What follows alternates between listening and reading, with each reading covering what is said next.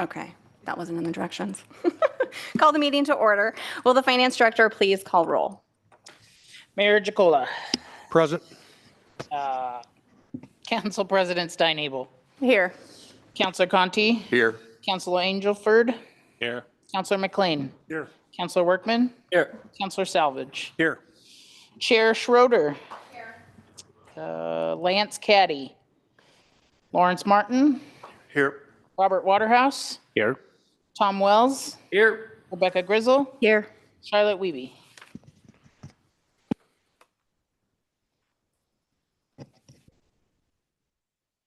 Okay. The 2026 April 16th City of Lebanon and Lebanon Urban Renewal Agency Budget Committee minutes. Is there a motion to approve the minutes? Move to approve. Is there a second? Second. Thank you. Any discussion? All right, all in favor? Aye. Opposed? All right, motion passes. Citizens may address the Budget Committee by filling out a testimony or comment card prior to speaking and hand it to the city recorder. Are there any public comment? No, seeing none? All right, so at this time, I will ask Finance Director Nish for the budget presentation. Thank you. We will kick off a little PowerPoint for you. So we've got some information in PowerPoint. We're going to kind of cover a brief revenue summary, hop through some expenditures, and then we'll kind of go fund by fund. A lot of the information when we get to the funds, some of the funds are going to be relatively, I guess I'll call them boring, because there aren't either a lot of changes or there's not a lot of information. But certainly as we go through them, we will go open up each one so that you can ask questions if you do have them, things that we possibly hadn't considered throwing on the screen. So let us know when you get to the exciting part of this. Yeah, thanks. I'll see what I can do for you. So with that said, we'll hop right into kind of our revenue summary. So what we've got on the screen for you is a breakdown of the different revenue sources. I have taken out a section called Other Sources, and I'll cover that in just a moment. But what I wanted you to see is that city functions across the organization are primarily supported by the community. And as you can see on the graph, more than 50% of that revenue stream comes from both property taxes and charges for service. Charges for service in this case is the utility funds, the water, sewer, and storm drain fees that everybody pays. There is some intergovernmental support. It is not a ton. As far as intergovernmental is concerned, it is this orange section here in the pie chart. That consists of state shared revenues and some grant funding. The other sources I was talking about that I took out of that table for demonstration purposes is revenue that we get for projects primarily. So in this case, we do have some other funds, other sources budgeted in our wastewater utility fund from the Clean Water State Revolving Fund. It's a loan for the wastewater treatment plant, as well as a small, a $2 million grant given to us by the state legislature in the last legislative session. And then we also have some transfers from the Northwest Urban Renewal District for loan payments because the city is the holder of the Northwest's Urban Renewal District's debt service. Related to charges for service, this is kind of the breakdown of where you will find those. So the water fund generates about $6.6 million a year. There is no real planned increase for the current or for the coming fiscal year in this proposal. The rate will remain the same. The dollar amount might be slightly higher than what was budgeted for 2026. And the reason for the increase there is solely because of water consumption across the city. On the wastewater side, we are estimating generating about $7.3 million. That's a 6% increase in the sewer fee that was passed by the council during the March or April meeting, March, I think. And then on the storm side, $805,000, there is no increase on the storm fee as well. basically, I'm going to keep going unless somebody stops me for questions. So, property taxes, we are limited each year to a 3% growth per measure 5. It was passed in 1990. We're limited to that 3% plus any new building. So if folks add on to their property, or if a vacant property gets a new either a residential home or a multifamily unit, or a new business, that we would start to see some increase in that assessed value. But otherwise, the 3% is generally what we see.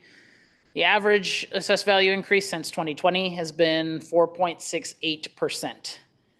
In this current budget, the proposal has a 3% increase. One of the questions I did receive from one of you was, why only 3% when this current year you saw a 6% increase? And we do that because we're not always entirely certain what building is going to look like or what may come onto the books for the coming fiscal year. So a couple of good examples of that. In 2024, we budgeted a 5% increase in assessed value. We only saw 4.75%.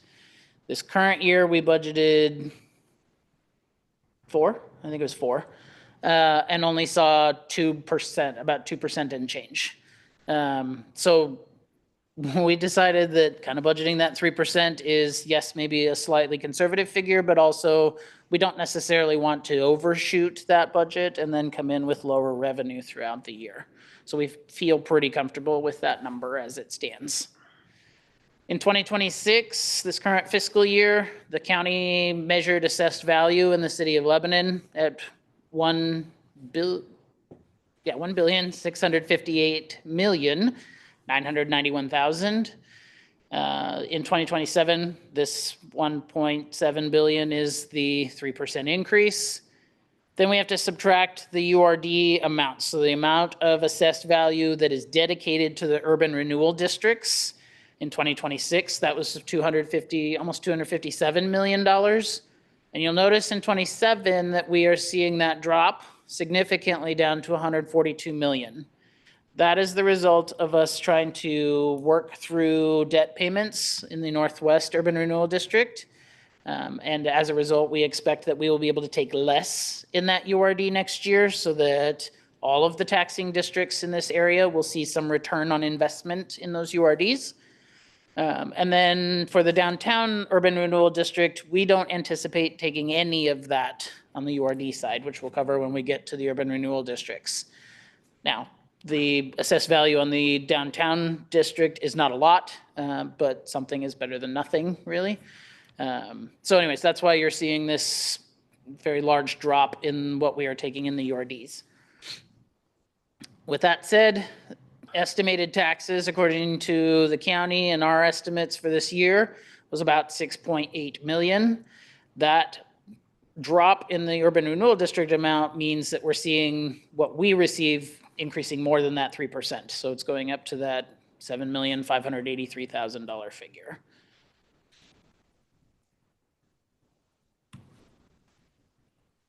Why is it not going? There we go.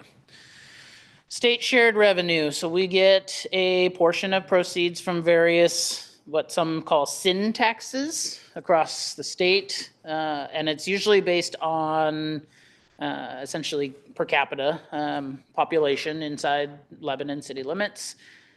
These funds are used to augment expenditures in the general fund. So we get a portion from the cigarette tax. Our 2027 allotment is expected to be about $10,000. That's a 13.5% drop. This one has been dropping for quite a while as sales on cigarettes has fallen over the last 20 years. The Highway Trust, this one does not go, I put an asterisk here because it does not go into the general fund. This goes into our street fund. It is for street maintenance and whatever improvements we can do with that, which is not a lot. But we have about $1.6 million coming over here. We are finally starting to see that drop as well. So fuel taxes, state fuel tax is what funds this program for the state. And then they distribute a portion of it to all the cities and counties in Oregon. We are at a point now where fuel taxes are we're starting to see less revenue come into through fuel taxes with the with more hybrid vehicles coming online, fuel efficiency getting better. Electric vehicles are certainly taking a portion of that. So we're finally starting to see that number drop, and that's going to impact what we will be able to do in the long run in our street program across the city. Liquor taxes, 290,000. Again, another drop, 1.43%. This used to be a fairly stable revenue stream for us, but culture has shifted a lot in kind of how alcohol is consumed amongst individuals. It is not really, it doesn't sell as well as it used to, and so we're finally starting to see that come back down as well. Marijuana taxes, 189,000. Again, this one is more just kind of market saturation. It's kind of leveled off, but we are seeing a small decrease in what the state expects to give us in the form of marijuana taxes. And then we just get a kind of a blanket shared revenue allotment from the state of Oregon. Based on historical trend, we expect this to drop another 6.5% for the coming fiscal year.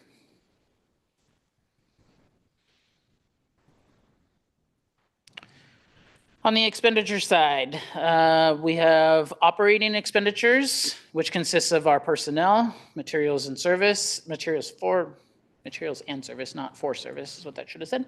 And then some capital expenditures that are not project related. We'll cover all of that here in a moment. Then on the other side, we have non-operating expenditures. Those are our capital projects, debt service, any pass-throughs. We do have to budget contingencies. So contingencies, as a reminder, are those lines that we set aside budgeted funds for the purpose of things that may pop up during the year. So for example, in the general fund, we have a $1 million contingency for the coming year. Typically, we budget a portion of personnel costs, a portion of the overall costs into a bucket. And then this year, we did set aside a little bit extra for potential use by the council when it comes to a jail, to reopening the jail if that comes to fruition. And then we have transfers budgeted in non-operating expenditures as well. For operating expenditures, we'll start with personnel. We have 118.12 FTE budgeted in this proposal in front of you. That's 4.6 FTE more than what we had for 2026. Within those lines, we have essentially 3 different employee groups. 2 of them are represented by unions. One is Teamsters, which covers police department employees. The other is AFSCME. And then we have our non-union or non-represented employees. Teamsters, their contract is good for another fiscal year through 2027. So we know at this point that they will be getting a 3% cost of living adjustment, or COLA. AFSCME is currently negotiating, so we do have a planned increase in this budget document, but we don't know exactly what that will land at, which is what the contingencies are usually used for in these circumstances. Non-union employees, we've put in a 2.8% cost of living adjustment and some market adjustments, which we will get to on the next slide. Materials and services, we've added 1% approximately to each of the bottom lines if the budgets kind of have yielded that they need a little bit of additional as costs continue to increase. Similar to individual households or yourselves, the city is not immune from cost increases. We face those as well, and we try to limit what we have as far as expenditures. So 1% is, I'm sure all of the department heads behind me would love to have more, but we've tried to keep that as low as possible. We do have some increases in specific lines, as some expenditures coming down the pipeline we know about. For example, utilities, right? We all know that our power bills and our gas bills are not just increasing 1%. Those look more like 6 to 10%. So we do have additional lines that have specific increases if we kind of have an idea of what those might look like. Insurance is another one of those examples.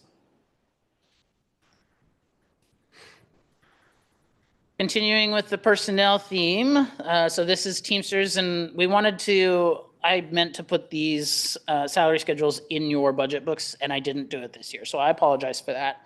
But we wanted to give you an idea of what we're looking at. I don't have AFSCME because again, they're currently negotiating. And so we didn't want to give you a number that doesn't correlate to anything necessarily in that budget document. But Teamsters, this is what we're looking at, 2026. This is their current ranges for each of these positions. CSO stands for Community Services Officer. And then with that 3% increase for 2027, this would be their new salary ranges.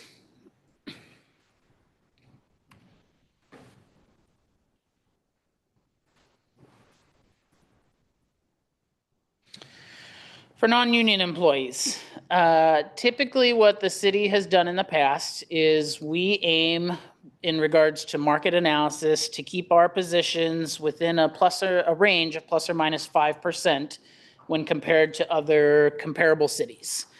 So comparable cities, which I'll show you here in a second, maybe places like Milwaukee, Pendleton, Dallas, Ashland. There's cities of similar size, similar programs, budget size. When I said size before, I meant population. So they are cities that are most closely related to what we do and our kind of charge.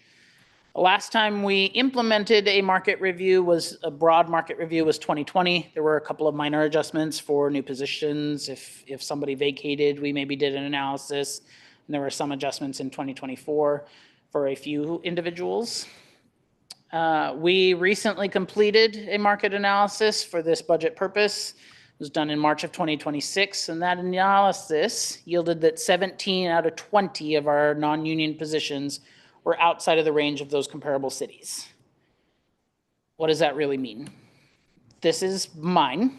I thought this was the easiest one because most of our comparable cities all have finance directors, so it's really easy to see a broad swath of those comparable cities. And, well, it was easier to throw mine on the screen and talk about it than anybody else's. So, so right now in the current structure, I am in this NU, stands for non-union, pay grade 22.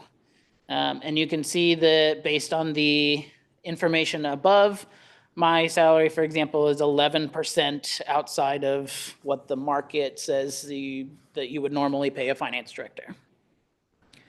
Again, keeping with that kind of plus or minus 5, if we were to implement that recommendation, that would mean that my position would need to come up to this 24 pay grade to put me at this minus 3.8%.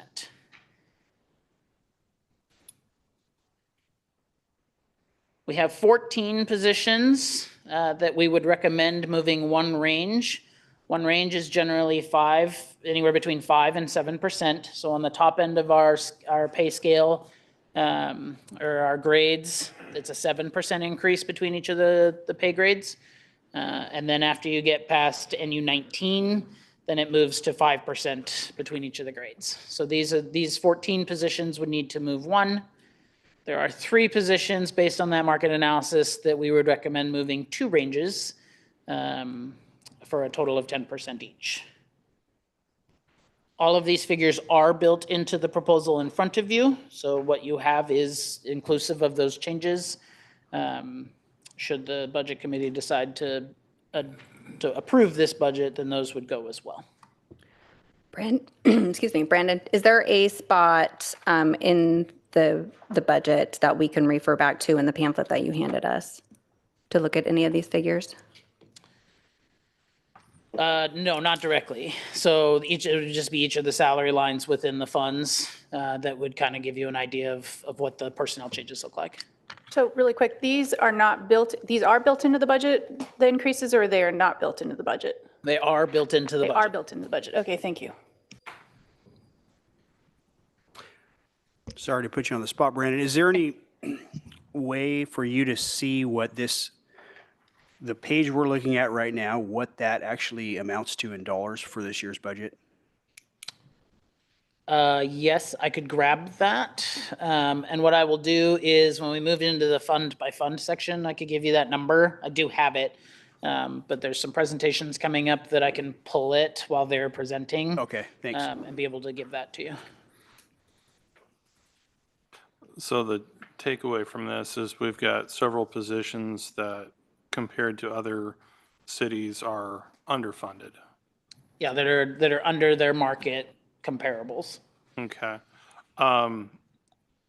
Do we know what the other cities, what the people occupying those positions, what their skill level or experience level is, to compare that with the people in these positions here in our city?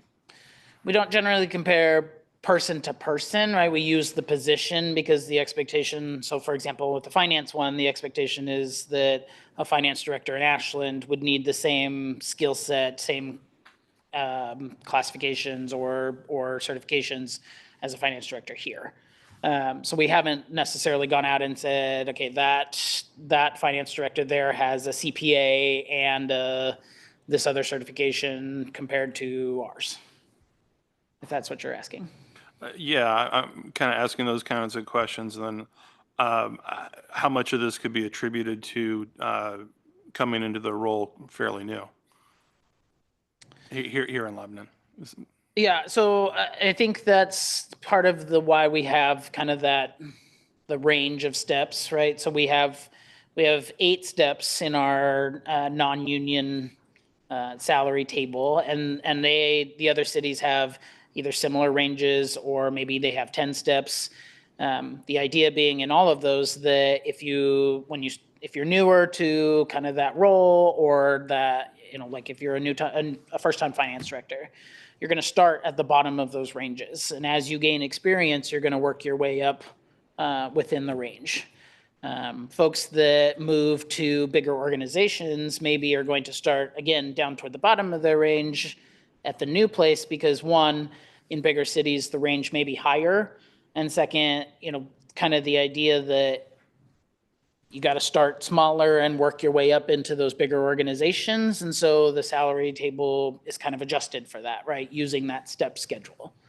So, starting kind of down in the bottom step implies that you are kind of relatively new or coming from a smaller organization that maybe has less responsibility for their finance director, or some of that work is being done by contractors or whatever else. Right. I guess one of the things it's going through my mind, and I'm not dissing any of the individuals that are in this role, but in asking for money, I'd like to see a little bit more of a demonstration of why it's justified beyond just the comparison of brackets. Just wondering if they have if they're maxed out already in their range, or where they're at within that range. What was the last part? Well, if they're currently being paid at the top of the range, and we're truly not compensating them what's fair, compared to other cities based off their experience and everything else, or whether that current pay range is at a lower rate, just because they're newer in their position and still kind of growing in their career path. Can you flip back to your example? I think that would help frame this. Yeah, so each of these organizations, we've grabbed the minimum and the maximum to complete kind of this range. And we use the minimum as the basis for kind of the plus or minus the average number, right? So looking across these, right, a finance director in Pendleton is making $59.43 an hour, or in Dallas, $59.14 an hour.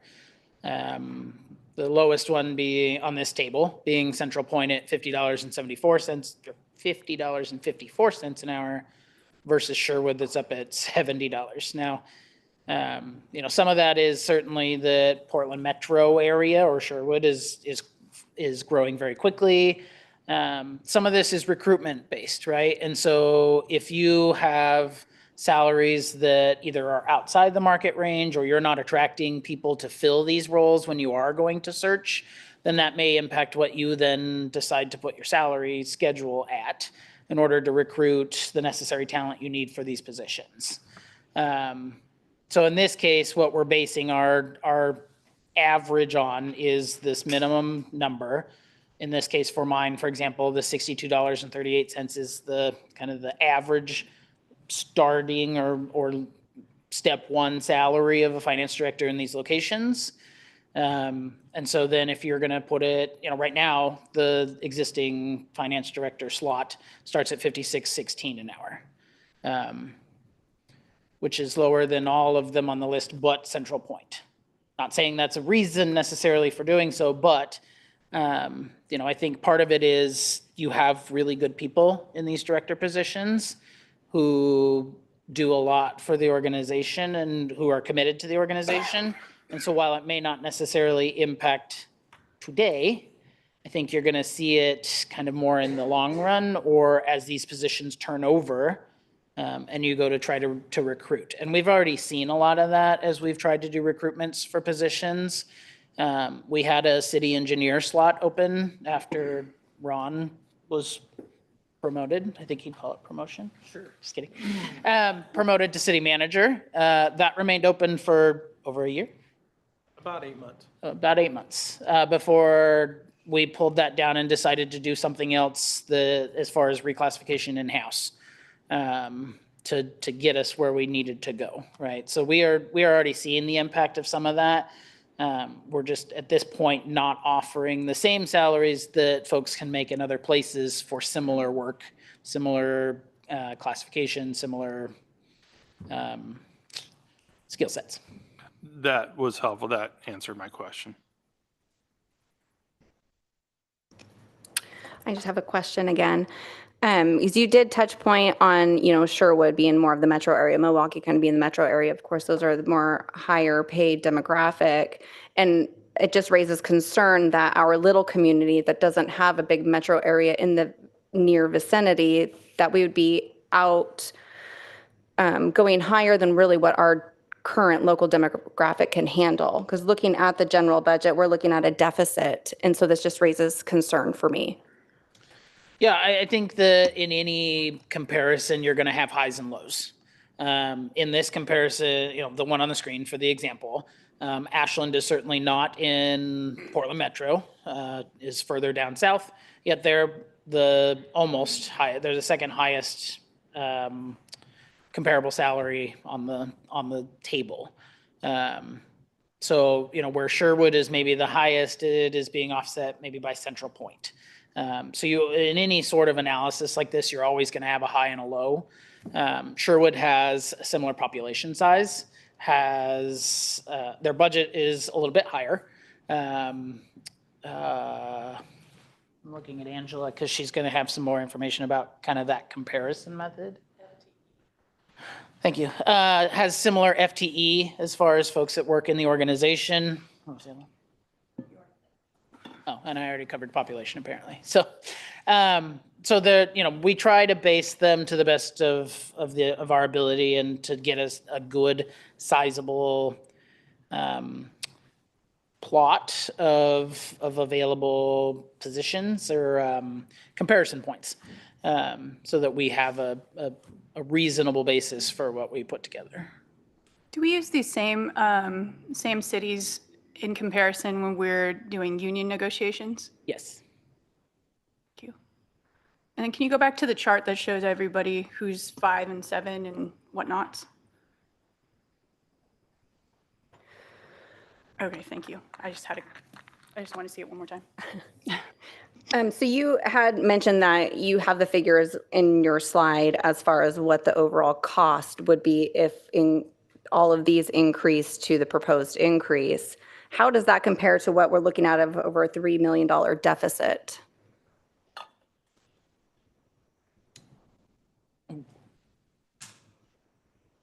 Where's the $3 million deficit? On page 130 from the general fund.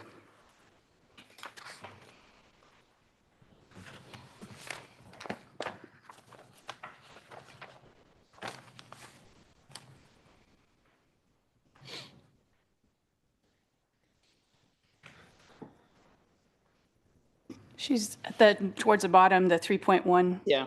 Yeah, thank you. So part of that 3.1 million deficit includes the unappropriated line. For budget purposes and the way the state requires that we do this, we have to include that unappropriated line. But the unappropriated line is the city council and the city's mandatory 17% reserve that has to be held. So it is not money that is spent every year. So that 3 million is really down to $1 million. Now, that doesn't eliminate the deficit. I think part of, when we get to the general fund, we can cover a little bit more of it, but part of what's driving that deficit in the current year is the repayment of not overexpended, but expenditures that weren't appropriate for the Northwest Urban Renewal District several years ago that pushed it over its maximum, what they call maximum indebtedness. And so we have $1.4 million budgeted for this next year to send that money back to the URD.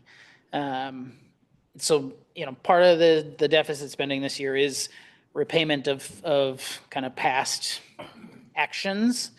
I think one of the things that Ron and I kind of deal with on a regular basis is really how to put all of these things together, and knowing that this kind of action really does do, there's no way to get around the fact that it does do damage to the budget. And by damage to the budget, I mean, it's never a good time to implement salary changes. It is, when everything is good, sure, maybe it kind of washes away a little bit better, but we did do an analysis of this in 2024, but to be quite honest, it wasn't the right time to be putting in place salary changes. Because if you'll remember 2024 was when we were talking about, where the general fund was headed, what the 5-year picture looked like. It was department heads that were foregoing their cost of living adjustments to try to help kind of the bottom line. It was the council deciding that the council stipends at the time should be ceased to kind of help move in the right direction. What this comes down to at a certain point is when is the best time. And so we have placed them in the proposed budget, knowing that, yes, there will be some pain points related to that. But on the same side of that, that's kind of what the purpose of this budget committee is for, is to kind of go through that stuff and decide, is this proposal the right proposal for the organization, or do we need to do something different? We can only present, some of the facts related around it. But if this isn't the right time and the budget committee decides we'd rather take those out and not have those increases right now, that's the prerogative of the committee. Can I ask a quick question? Would it be fair to say, that like for yours, for example, will still bring you beneath the median, the average? Yeah, I'd still be slightly below. Would that be fair to say for the rest of them? They'll still be, you're not bringing them up to zero. You're not bringing them up to average. Right. We're still paying below average Yes. for our positions. I would say that the hidden cost of turnover also is impossible to quantify in the budget.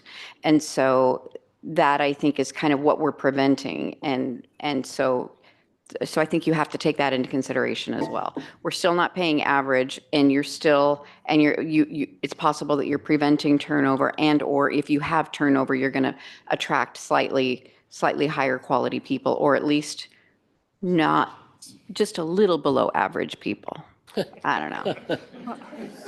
That's my 2 cents. Some of the things we've looked at. So one of the reasons we brought this now, in 3 years, let's say you don't do anything now, in 3 years, these market analysis, you're going to be that much further behind. It's just like your utilities. If we're not staying on top of that, and the last thing I want to do is sit in front of this body and say, hey, we're 40% behind on where we're at on market. The other thing, and I think Brandon touched on, we have had, like, our executive level positions, our director level positions, and even some of our management positions. We've had those positions open for multiple months and tried recruiting on those. And we have not garnered a lot of candidates in that. And so if we get further behind, it's just going to make that even more difficult.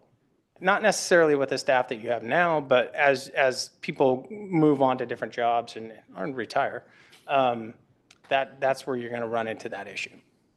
Quick question, Brandon. Is the city manager and the public works down 11% like yours, or where do they sit? Do you remember off the top of your head?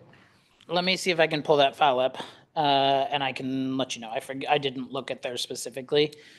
While I'm doing that, so we anticipate that the impact of these adjustments for 2027 is $122,000 across the organization.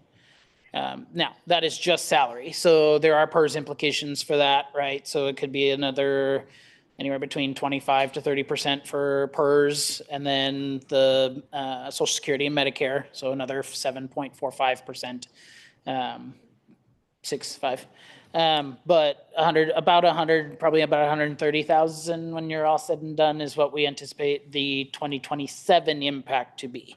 Now, doesn't mean there are not impacts related to the outlying, forecast, but that's what we anticipate the initial hit to be, is 130,000 approximately. I don't know if I will be able to get to that file from here. I think a majority of them would be on, because none of the positions net positive. Yeah. So they're at least that in my recollection of looking at those. So I don't know the exact figures. How far are we out from the union negotiations? Ask me. That's really hard to say. I don't know. We've had a few sessions. We have some upcoming. Maybe we settle before June, but I don't know that answer for sure. Well, my question actually is, why don't we just let the unions negotiators settle this? These are So these are non-union non-union positions. These are department not heads. represented by a Oh, union. I'm sorry. I think one other thing when I look at this, I know one of the goals of council was really to make sure that we have succession planning, and I know that was something we asked Ron to do. And I see some, I'm not going to call them out in particular, but some admin here that are potentially those succession planning pieces for us. So I do view this as kind of important for us to continue moving forward with. I have a question kind of in regards to Councilman McLean's question about the 3 positions. What about the 14 positions? Are all of those generally difficult to fill when vacant? Or are they, really pertinent to have a wage increase now versus maybe in a couple years? I think you've seen, so of all the 14 positions on the screen, the newest one, well, the city engineer was impossible to fill. The assistant city engineer, we had one qualified application that came in. The utilities manager recently came on within the last couple of years. Otherwise, everybody else on in this list, and sorry, the development services director recently started in her position as well. Everybody else has been here for a while. And so you are getting near the point at which recruitments may or may not be necessary in the next, hopefully, 5 to 10 years. It could be less, I don't know. But of the experience we've had so far, yes, all of these positions are harder to fill, especially the director level ones, because it is easy for them to look at other places and not just for salary, benefit packages. Some places we were noticing as we went through this are offering a deferred compensation package of some kind, whether that's a match or a straight contribution. The city of Lebanon does not have that for its management team or any of these non-union positions. So there are definitely things that are different about our structure versus other places. Does it mean we can't fill them? I guess it kind of depends, right? For the development services director, we had a few applications and ultimately found one that we think is going to do a good job in the role. But it was not like we had a wide swath of applications coming through the door. Same with the city engineer, obviously, like we talked about. I think even back when Ron was hired, right, the city went through a city manager search and did not find the breadth of applications that they would have liked to have seen for the position. And so ultimately it was decided that we would settle for Ron. you would settle apparently for Ron. So it's a very difficult thing to, we certainly understand that this is not an easy ask.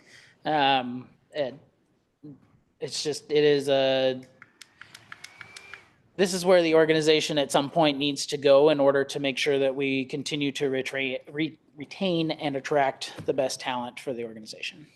Can you do me a favor and remind everybody, or this is more for Ron, remind us the challenges we had for recruiting police officers and what changed that? Yeah, so there was a big challenge in that, and that was getting it to market, right? If you remember the last negotiation, I don't remember how far behind market we were, but it was substantially behind market. I can think of, I was involved when we hired the HR director, same concept, but that was back in 2020. Very few applications, and it's very difficult to hire at this level. Unfortunately, that's just where we're at. So it does, if you don't stay within market, it just makes it that much more difficult. So. To answer Councilor McLean's question earlier, the Public Works Director is 13% below market at this point, 13 and change. The city manager's current scale leaves him 10.58% below market without the adjustment on the screen.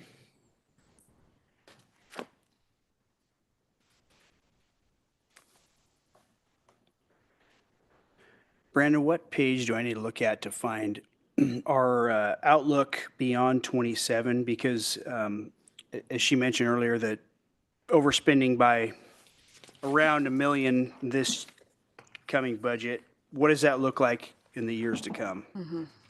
Page 145, or for those that don't have a physical copy, it is in the general fund toward the bottom of the page. It's the fund balance projections. You can see 2027, what we're estimating the fund balance to be at the end of the year, and then out to 2031. And actually, I could probably put it on the screen too for you. So this figure doesn't represent the projected costs. It does. So the estimates that we have for 27 through 31 is our best educated assumption on what will happen between now and fiscal year 2031. And that includes the sunset of that URD and the funds coming Yes, back it in there? does. Okay. So it's showing, I'm reading this, that it's growing, our general fund balance is growing until 2029, and then it starts to shrink again. Yes, so in 2028, you have some more of the urban renewal district stuff coming off the books, specifically related to Northwest. That helps drive a decent amount of revenue in the form of property taxes back into the general fund for a period of time. And that revenue does continue. However, by the time you get to 2030 and subsequently 2031, you're back to where you are spending more than what you're bringing in. I have a question. Out of all these positions on here, how many are due to retire in the next 3 years? Oh, I don't know that answer.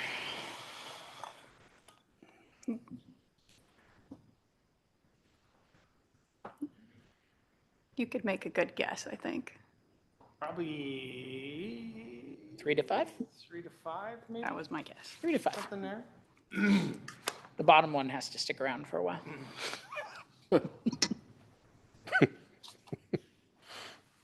Reason I bring that up is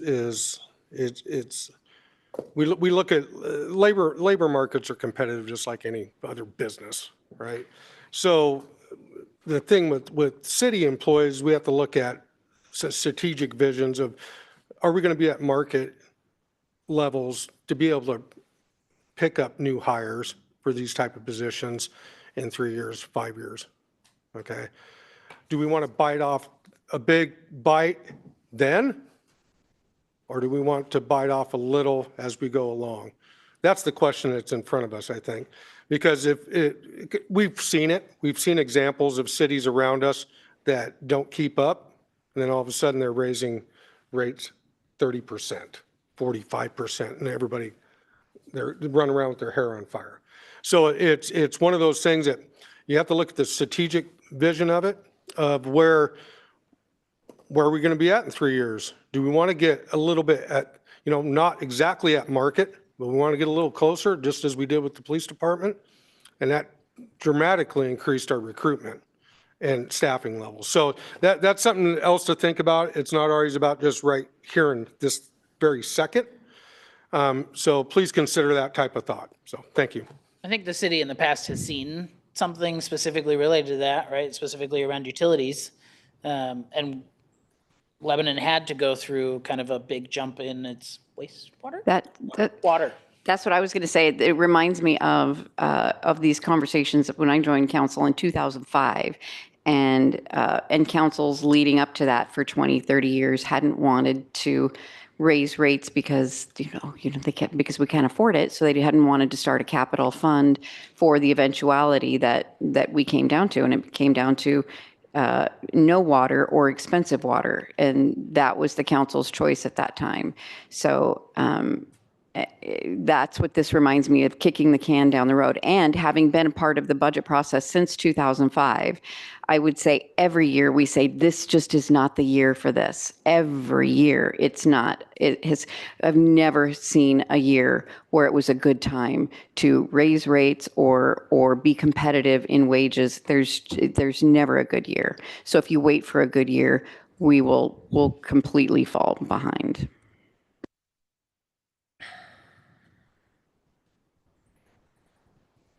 I think we also forget the late 70s when we had years where there was 10 to 12% inflation in a given year. And we can't afford too many years like that.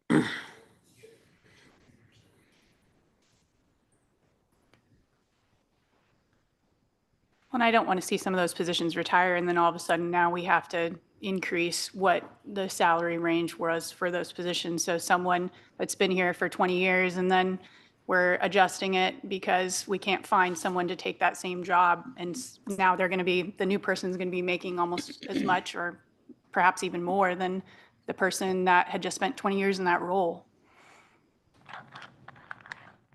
In all fairness to the Public Works Director, if we increased the 3 positions 10%, you would be down 1.08 still. You would be down 0.58, and the Public Works Director would be down 3.23%. So in all fairness to him, why wouldn't you increase his 12%? We Hey, stick don't, them. Don't get out of hand here, okay? Since we have predefined ranges, we don't tend to drift outside the ranges. And so it was just finding the comparable range that puts them within that 0 to minus 5% of average. So the only other move for him at that point would be to go up another 5%. And then he would be above the average. Well, he probably thinks he's worth that extra 5%. And he is worth that extra 5%, no doubt. I just would like to get clarification on this page 145. This fund balance projection is the total balance after expenses. So we'll go for a deficit of approximately 3 million to a positive of 5 million. So again, it has to do with that, what's the best way to show you this? You look at,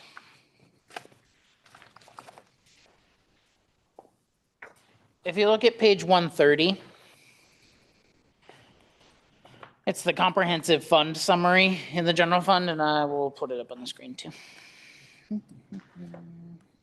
Yes, that one has essentially would be the $1 million deficit because of the required fund. Right. So it has everything to do with how Oregon law requires us to do budgeting. So what I want to show you is, so the 2026 adopted, that's the budget that was adopted last year.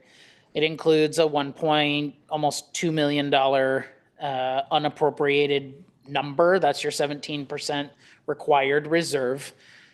So revenues less expenditures was 2.5 million, an ending fund balance of 1.2. The reality is you're not spending the unappropriated, right? So if you slide over to the FY26 projected column, there's no contingency because we don't anticipate needing the contingency there. There's no unappropriated because we're not spending the unappropriated. So your ending fund balance is really 5.4 million. Is that weird to look at? Yes. And I certainly can understand that. What could come out of the fund balance projection is the unappropriated, but because we don't ever plan on spending the unappropriated, the reason we'd need the unappropriated ending fund balance, that 17%, is because we've hit dire straits.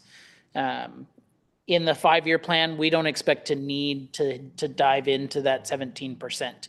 And so it will sit there and reside in the fund, and that's what you're seeing. So at the end of this year, we expect to have about $5.5 million in fund balance. If everything goes as according to plan as we have it up on the screen, then you would be looking at a fund balance of 112,044.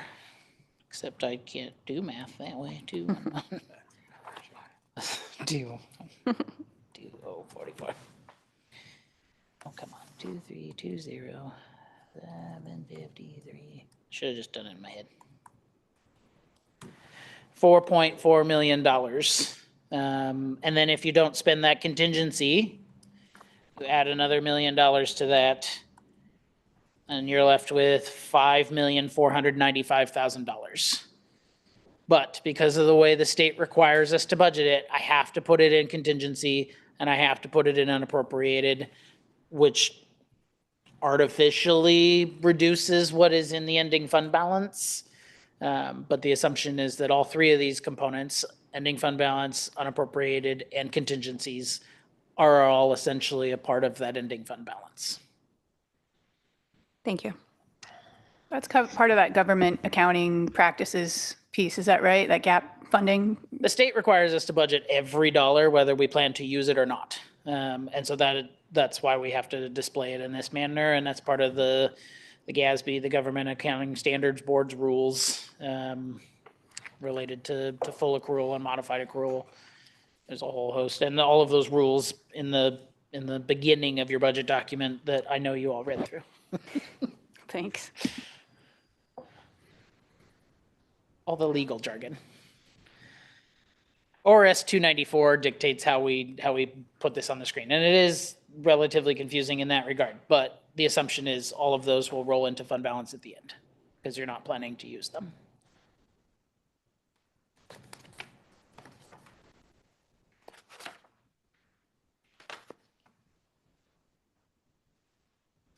Back to PowerPoint.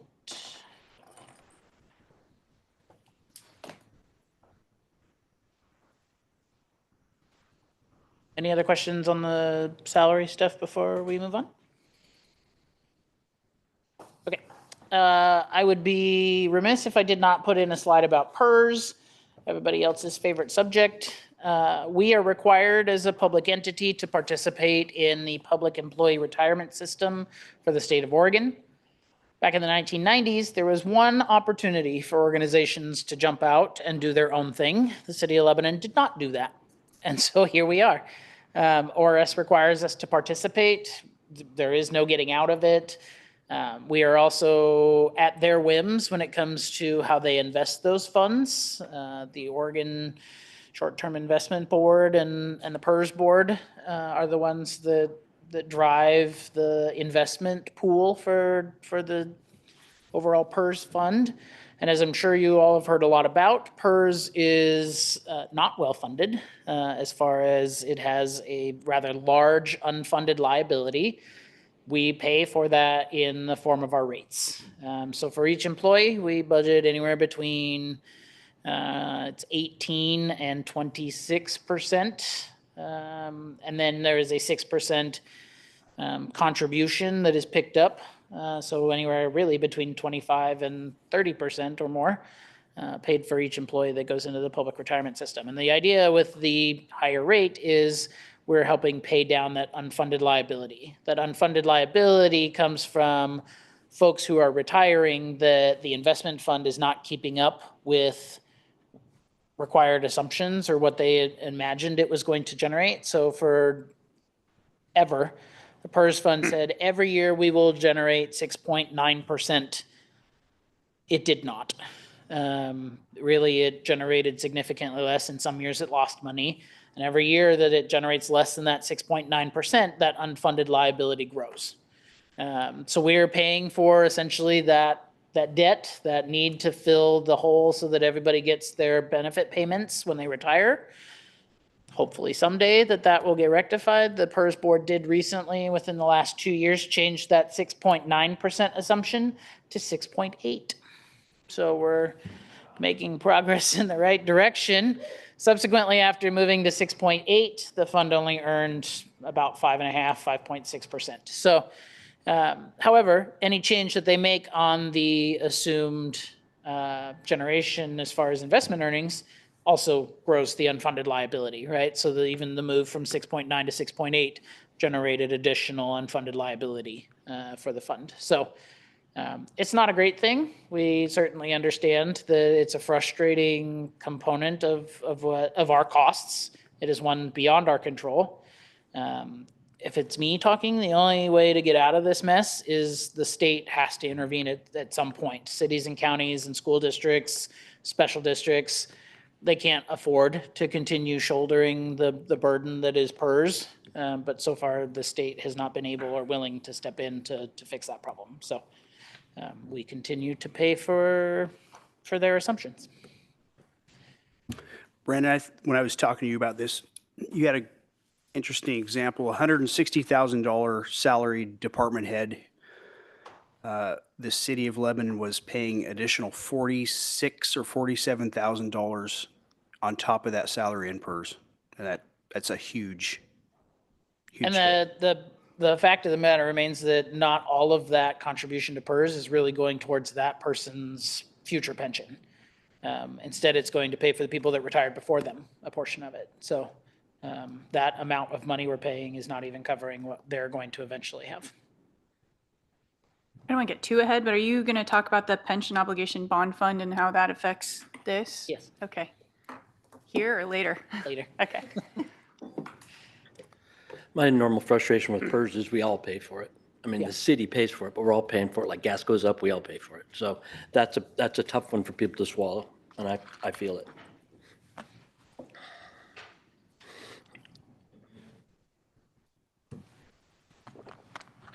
Moving on to capital expenditures. One of the questions I received was there are non-project capital expenditures in some of the different areas. What are those?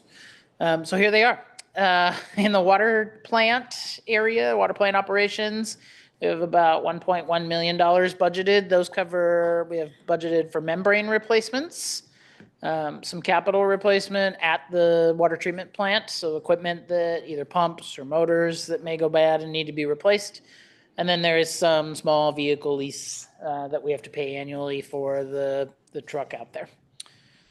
Non-departmental has $250,000 that's been budgeted for a reader board at Academy Square out of the motel tax fund. And then one vehicle, the Ford Explorer, the folks at City Hall can use is paid for that from that as well.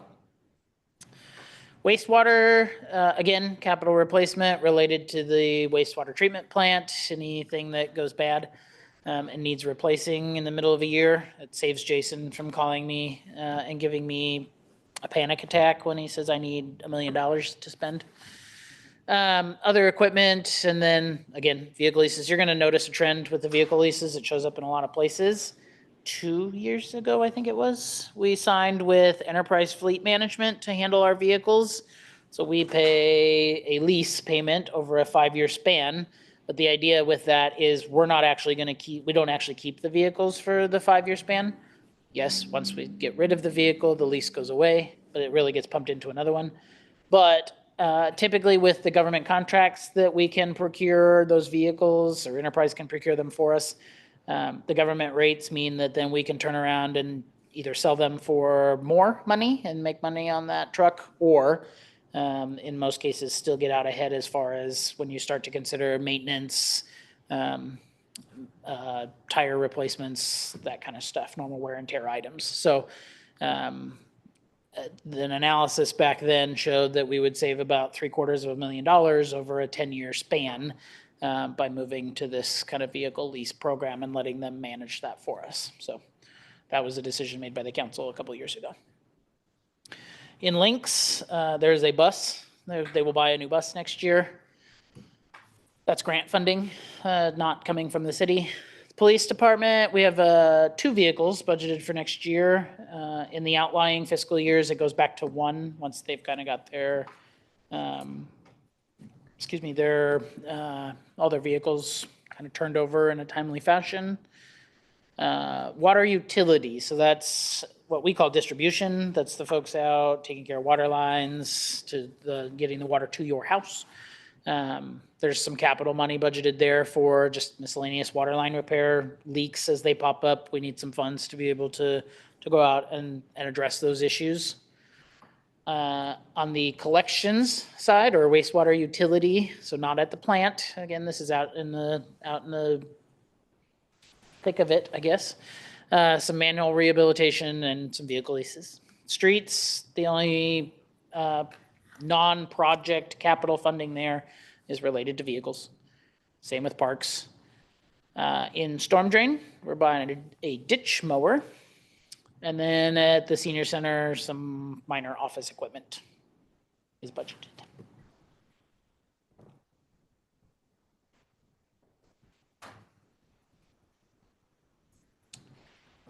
All right, if there are no questions, we can keep going, or maybe the chair wants to entertain a small break.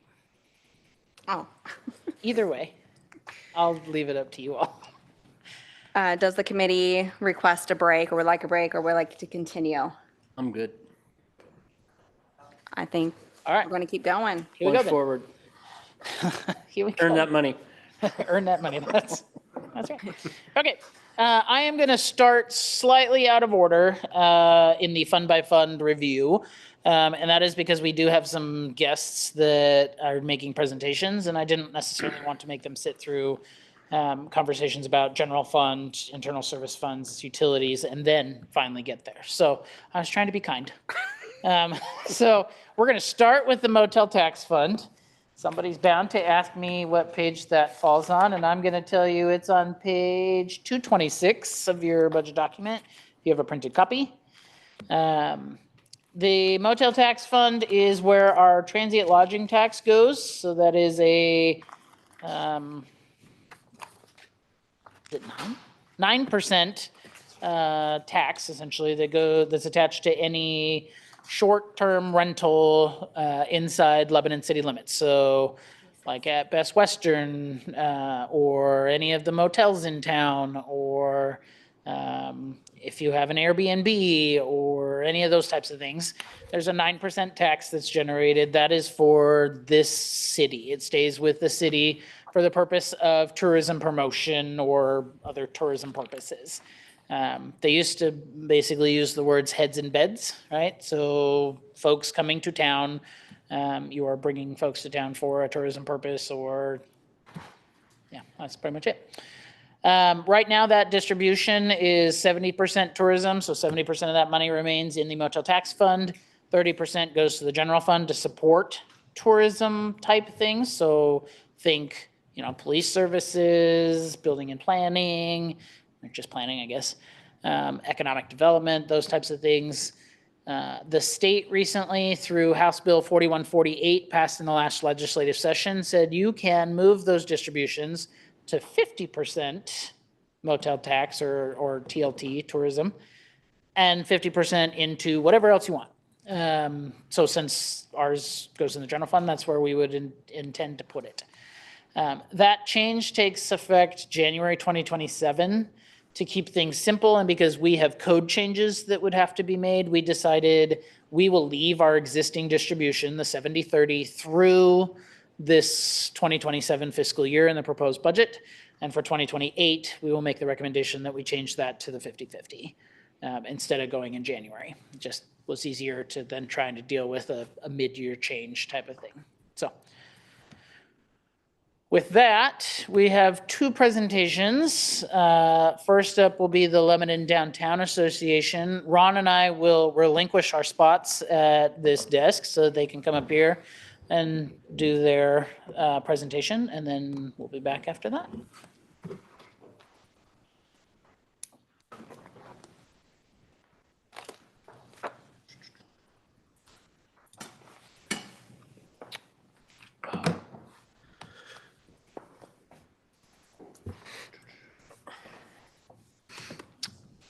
Good afternoon, council members, Budget Committee. Thank you for your time. My name is Steve Patterson. I'm representing the Lebanon Downtown Association. I'm also a part of the Economic Vitality Committee and a board member. I'm here on behalf of the LDA to request $45,000 from the city's tourism budget to support downtown as the heart of Lebanon's visitor experience. This funding will accomplish three main things as we enter our growth stage. $30,000 will fund our executive director position. It's our only paid employment position. This dedicated leadership will drive events, business support, grant pursuits, and consistent promotion downtown. $12,000 of that that's being requested will allow us to move into a proper downtown office space at $1,000 a month. It replaces our current limited storage unit setup with a visible centralized hub. The proposed lease space would be 678 South Main Street. That is right next to the Coon Theater. It's a space big enough where we can hold board meetings. We can store all of our equipment. Currently, we have a lot of our stuff kind of spread out between our current lease space, a shop that's owned by our executive director, and a garage. So we don't really have a main hub. And then $3,000, the remainder of that 45, would be used to cover any basic furnishing, paint, decorations, things like that, to make the new lease space feel warm and welcoming so that businesses downtown knew where to find us. Some graphics maybe on the windows so that we can be more visible to the downtown. Why does this matter? It matters because the stronger, more professional downtown association means that we can do more events. We can see more increased foot traffic. We can better support businesses in the downtown by being centrally located. Currently, we're on Grant Street right now. And I'll be honest, I don't think most people know where our office is. And if they did, for a while I didn't know where it was, and then I saw it, and the space is very small and barely holds the stuff that we have. It also would create a greater tourism spending downtown. That benefits the entire community. Allows for businesses to create more revenue for themselves, shows a lot of value there. Allows us to operate more effectively. The space obviously would raise our profile in the downtown. Albany currently has a space downtown that they use, and we want to, step up our standards. In other words, this is a direct investment into the downtown economic vitality. We're excited about this, and we believe that funding this will deliver strong returns. Thank you. Any questions? Did you started breaking down the 440, you were requesting 445,000 or 45,000? Just 45. Okay. Yeah, no, that's a lot. Get out of hand I here. was thinking That's a lot. I missed about $400,000 worth of expenditures there. And I was like, okay. Can you tell me what the size of the current building facility is? Oh, probably, if I had to estimate, it's probably a 15 by 15 room, And what is it currently payment of? $250 a month. Oh, okay. So my understanding, the 678 South Main Street is about 300 square feet, and that is confident it's enough space to accommodate the needs? 678 Main Street is quite a bit bigger. It would, I think, It's right next door to the Kuhn, like shares a wall, correct? correct. Oh, no, it's a different one? Oh, it's a different space. Yeah, it's right, well, it's by the Coon and then Northwest Apparel. Between those two, It was a barber shop. Oh, okay. It's 12. Oh, okay. it's significantly bigger. And do you know how many square feet it is? Roughly 1,200, is that right? Yeah, Does it 1,200. have its own bathroom? Yeah, yes, yeah, which we do not have right now. I don't see it readily available. What is the current annual salary for the executive director? It's 30,000. That's the current? It's current. Okay. Wouldn't change. Sorry, I should have mentioned this before everybody got started too. So currently in the proposed budget and in past budgets, the Lebanon Downtown Association receives a $30,000 contribution that has typically in the past paid for the executive director. So this ask essentially is adding another 15,000 for the building. Now, what's in front of you is just the 30. So if the additional 15 is going to be something that the budget committee approves, we are going to need to adjust that before we get to the actual approval time, which we'll handle later. But I just wanted to let you know that the 30,000 is already in your proposed budget because it is a continuation of previous expenditures. Can you tell me what, excuse me, can you tell me which page that's on so I can just reference it, please? Yes, after I get my budget. Steve, would the downtown building be staffed during like 8 to 5? Or is this going to? There's proposed hours roughly at the moment, and this could change. At the moment, there's a commitment to be in there 4 hours a day for 3 days a week. Okay. And we would plan to probably do that either Tuesday to Thursday or Wednesday to Friday, because a lot of businesses aren't open on Mondays. And we want to make sure that we're, out and about for businesses.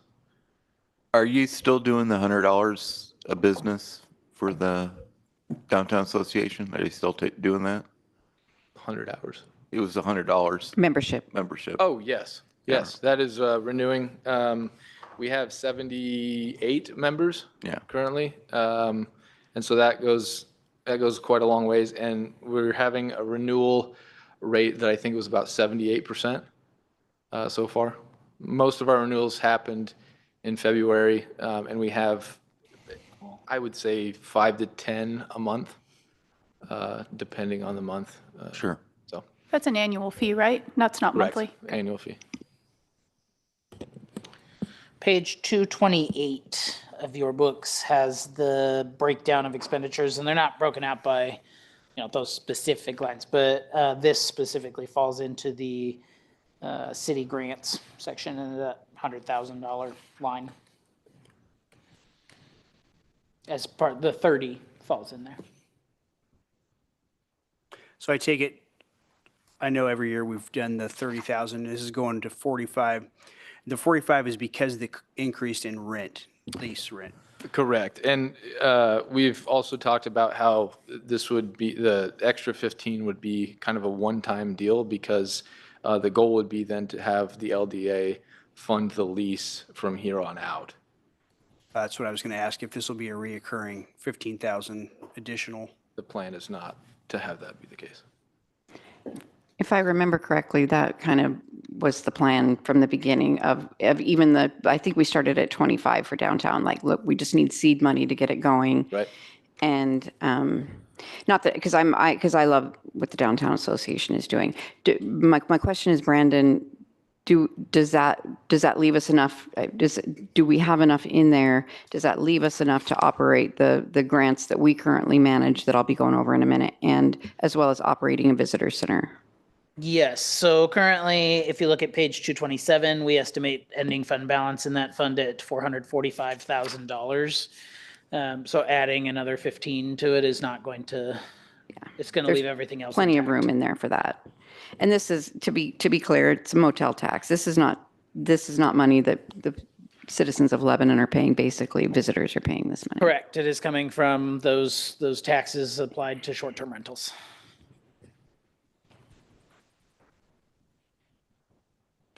Is this something we would need to make a motion now to, no, it's just, it'll be part of an amended budget? Yeah, before we get to budget approval, then we would make the change to the number so that you were approving the right total. But what I would recommend is at least coming to consensus that that's the path that the group wants to go. So an informal kind of thing would be fine, so that when we get there, we could calculate your new budget approval figure. Well, I'm in favor. I know every year there's been, a different poll for this. I know one year is the Chamber of Commerce building. We did help them remodel. And I'm also a big supporter of the Downtown Association. So if this is a one-time thing, hopefully that we have, seed money to get it going, I'm all for it. To be fair, you didn't fund a remodel, you just funded bollards, I think, right? Chunk of money. Yeah, it was huge. Those Those are bollards are expensive very bollards. expensive. You're keeping us alive, so thank you. Got my support too. Just to understand a little bit better, there's the Chamber of Commerce and then there's the Downtown Association. Correct. Can you explain a little bit better why the Downtown Association needs its own separate individual space, and it wouldn't work well to share with other spaces like with the Chamber of Commerce or the City Center or other public organizations? That's a good question. I would say the Downtown Association focuses mostly on businesses and the economic vitality of the downtown region itself. The Park Street to South Main, 2nd Street, that area within from Oak back. We focus deliberately on that to keep a historical economic vitality within the downtown region, whereas like the chamber would be the whole community. Sharing a space with, I don't know if city council, town hall has any open space, but I don't think it does. And then just having a presence downtown where those business owners can be, attended to essentially in that. If I could address that a little bit as well.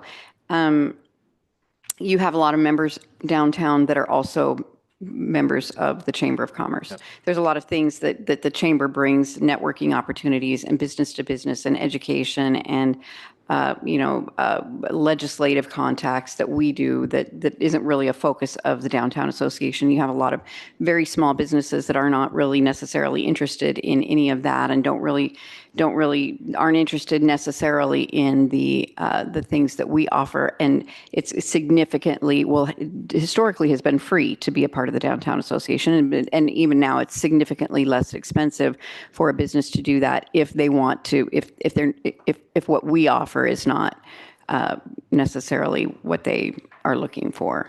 Correct. So, and in that corridor, sometimes I don't think it always makes sense, but that I'm biased that way. But that would be the distinction, I would say, for a lot for a lot of businesses downtown, to just focus on Downtown Association. And that's we've seen that. We've seen some businesses that they signed on for a membership last year, but then this year, in that 22% that hasn't renewed, they just have said, we want to focus more on our business, and because we help provide exposure. We've helped provide like concerts in the park. We had a pub crawl on Saturday, and it brought in 35 people from around, mostly from Lebanon, a couple from Sweet Home, Silverton, and people didn't know about a lot of these places. They didn't know that Little Bombshell had just opened very recently, and They went there. There was live music. They got a beer stein. They got beer tickets, and they loved it. They said they're going to start making it a more normal thing. And then we've had, other businesses say that from that event alone, people actually came in already today saying, like, we're going to start coming here more. So the goal is to expose businesses in the downtown, which is obviously a different goal than what the chamber is trying to accomplish. We're more, I guess, a smaller, more focused on the downtown area. So.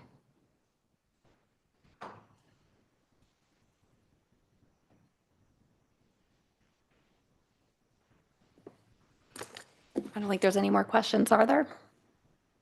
All right. I think Brandon was wanting to get a consensus. Is that correct, Brandon? Brandon left the room. He just left the room. Okay. I'm in favor. Yeah, I sense a consensus. I see a lot of nods. I'm in favor. Good. I'm in favor. Yes. Okay. Awesome. Thank you very much. Thank you.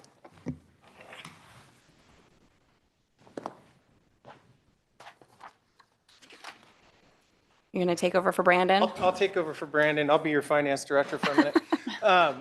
Next presentation will be Miss Rebecca from the, what is that?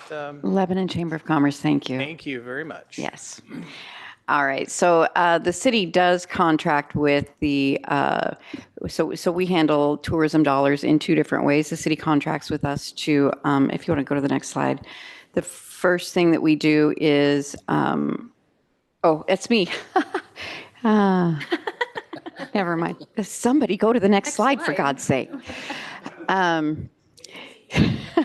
Sorry. So we do maintain a visitor center Monday through Friday, 9 to 5, and that's we're contractually obligated to do that. So I can tell you, for example, this morning a couple came in, and this is pretty typical, asking about the train. How can they want a brochure on the train. How can I tell them more about the train? And so we pull up the website and help them understand a little bit more about how to take advantage of the train. We had another couple come in and say, hey, we have a ton of campsites and we're all camping at Waterloo in September, and we'd like to know how do we tell people what the things they can do around here.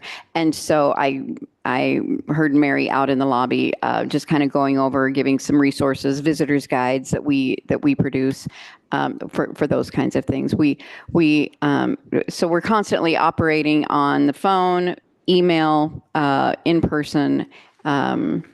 We manage a welcome neighbor program where we collect from different businesses. When you're new to town, you can come sign up and get a lot of offerings and learn about the city in a gift bag. We are very key for Strawberry Festival. Our email, phone, we're nonstop right now answering Strawberry Festival questions. Even though Strawberry Festival has a great website, they have their own resources. We're the natural place that people just don't even think about. We do a lot of Strawberry Festival. And of course, we're a central hub. We have a central calendar for all events in the area.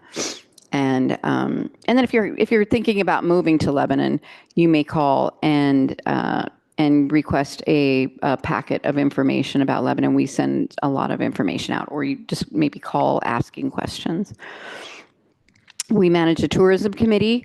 That is, again, those heads in beds, money that comes in, and these are grants. That's a grant program that we manage. We do not decide where that money goes. We have a tourism committee that meets and they review the applications.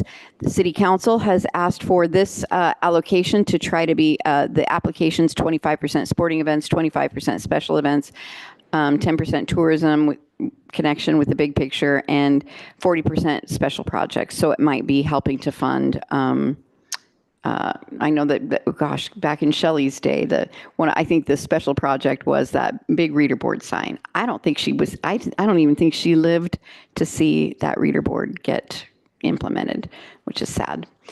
So these are the kinds of things that we do with the tourism grants. I pulled just some of the major ones from last year that the grant committee funded. 10,000 4th of July, Strawberry Festival, 7,500, 5,000 to different events that the Downtown Association was working on. You can see the Civil War reenactment. Brandon, did you do that? Are you doing that? You're messing with me. So this is not an exhaustive list, but this is some of the money that the tourism committee, these are applications they reviewed and distributed those grant funds.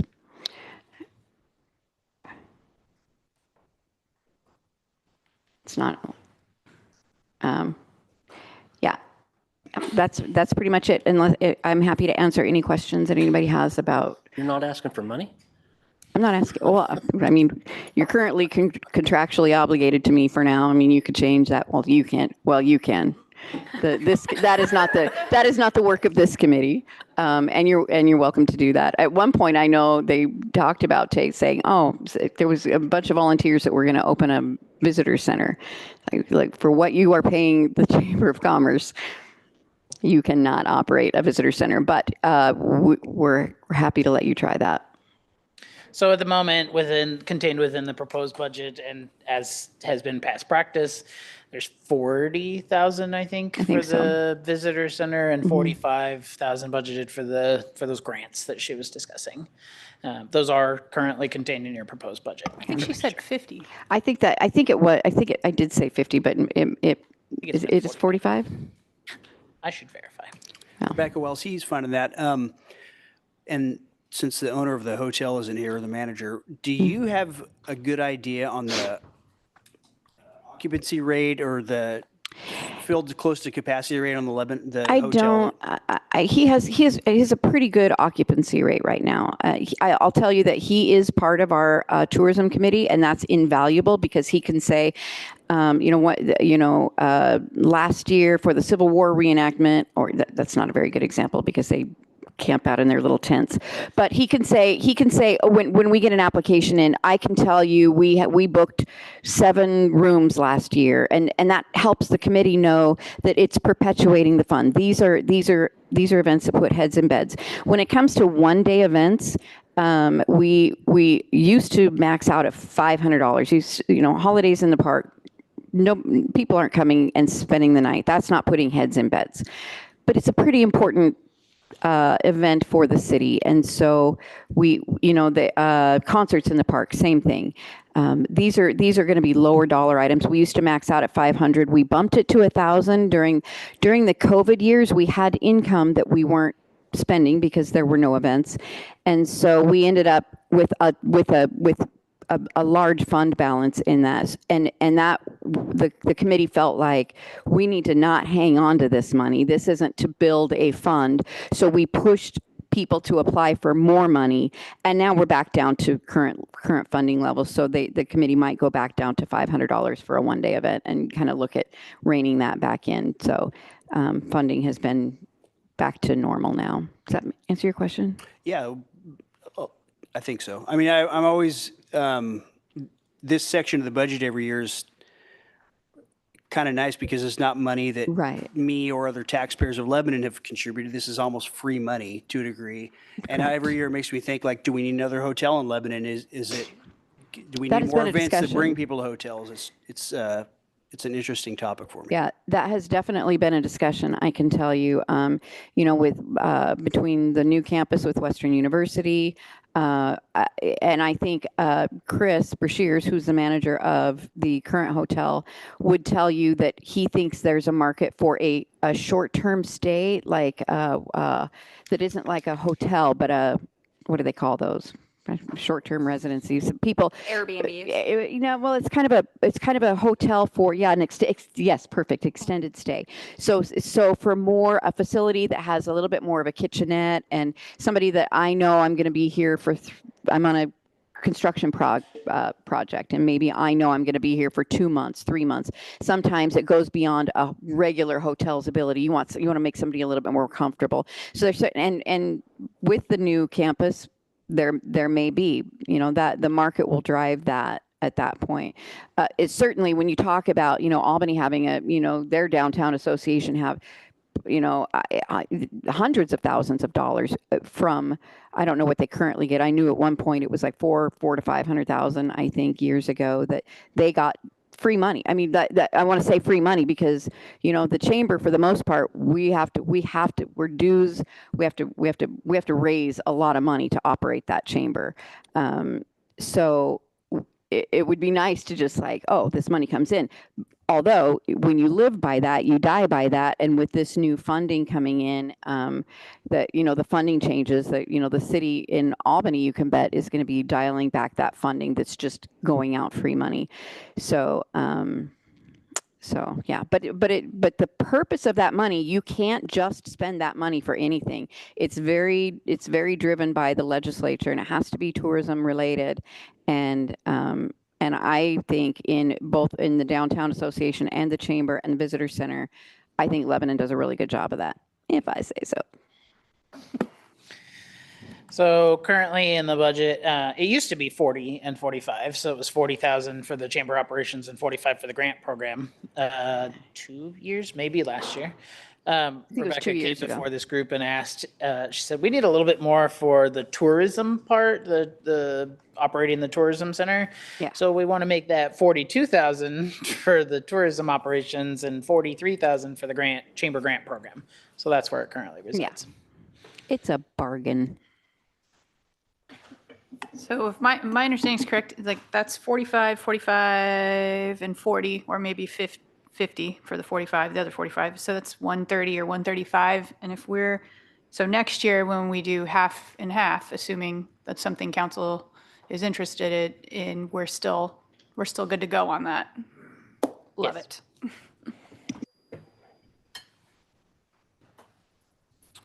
Yeah. It has my support. Thank you. If you're looking for a consensus again.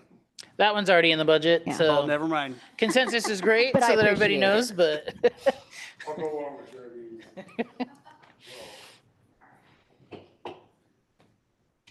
okay, let's see here. I'm gonna keep going until somebody tells me stop. Okay, so any questions about the motel tax fund before we move on to, we're gonna go to everybody's favorite subject, the general fund. Rebecca's excited. Okay, general fund. So what I've thrown up on the screen and what is currently in the way of this little City of Lebanon box is the revenue side of the general fund. And I can kind of zoom in if somebody needs me to zoom in. You also have some of these numbers in your document. But this is our 5-year forecast. It's familiar to those on council. Some of the budget committee saw it in previous years. But what we're looking at right now, the blue column is what we have budgeted for the coming fiscal year. It's the proposed budget in front of you. These 4 columns on the right are the future 4 fiscal years, 2028, 29, 30, and 31. All told, we estimate revenue to be, by the time we get to 2031, at 17.4 million. This 21 million includes the fund balance up above. A little, I guess, hint as to what's coming. You can see that this fund balance, certainly takes a hit at the end of this year, does grow a little bit, and then starts to go the other way. So we'll see kind of how that's laid out here as we get into the expenditure side.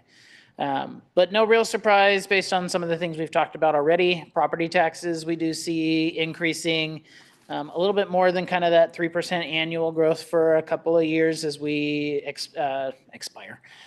terminate some of the urban renewal districts, and then goes right back to that kind of 3% growth. The outlying years are estimated just at that 3%. We did not add anything fluffy into that figure. Other taxes includes what comes in from motel tax funds, or that short-term tax that we get, transient lodging tax, that's the appropriate term, and the marijuana taxes, so money for marijuana sold within Lebanon city limits. Franchise fees, we get franchise fee revenue from places like Pacific Power, Northwest Natural, folks that are operating a utility business that impacts the city's right of way, or they have to dig within the city's right of way in some fashion, we do receive proceeds. And those are contractually based and reviewed by the city council on a usually every 10-year basis for a lot of them. Some of the smaller ones or newer ones turn over a little bit more regularly. Licenses and permits is really just related to planning commission, essentially, stuff that has to go before the planning commission and the related fees associated with that. Fines, forfeitures, and penalties is revenue from municipal court. Intergovernmental is that state shared revenue that we talked about earlier. The charges for service, this is an interesting line because you can see in 2022 that this was really quite small, back in the $97,000 amount. In 2025, you see that jump to 1.3 million. The 2025 fiscal year is the first year that the city services fee came online. And it was only online for half of the year. It came online in January. So you see a portion of that kick in, and then in the outlying years, it comes to full swing. We estimate in this next year, this is not all just city service fee revenue, but we expect to earn about $2 million in city service fee revenue. That's that $18 per door currently. There is no change, proposed change to that $18 for the coming fiscal year. The outlying years do have a 2% estimated growth in that city service fee in order to maintain operational need.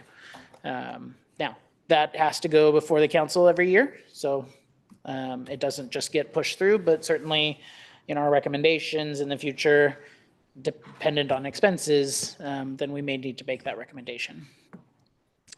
Interest earnings has significantly increased as interest rates from the Federal Reserve have gone up. Back in 2020 era, we were earning next to nothing in interest, right? Because they dropped interest rates down to zero during the COVID era. And it has steadily climbed back out of that hole very quickly, actually. And so we are estimating about $245,000 in interest. The city is moving forward with a new investment program, a short-term investment program that will come before the council in the next few months to try to help escalate that figure. But, you know, being one that most of this is short-term, 3 to 5 year timeframes, and needing to be fiscally prudent and not just throwing money at the stock market and hoping it goes well. It's not going to be, you know, $1 million boom by any means. And then miscellaneous just covers any kind of random revenue lines that fall within the rest of the budget. That's the revenue side. So if I may. Yep. I want to really touch on the revenue side. And I have, this has been a big part that I have focused on and really trying to brainstorm, because I think we all know that we need more revenue, especially with large capital projects in the future. And obviously, we just talked about the employees of the city, and looking at, we're still below the median.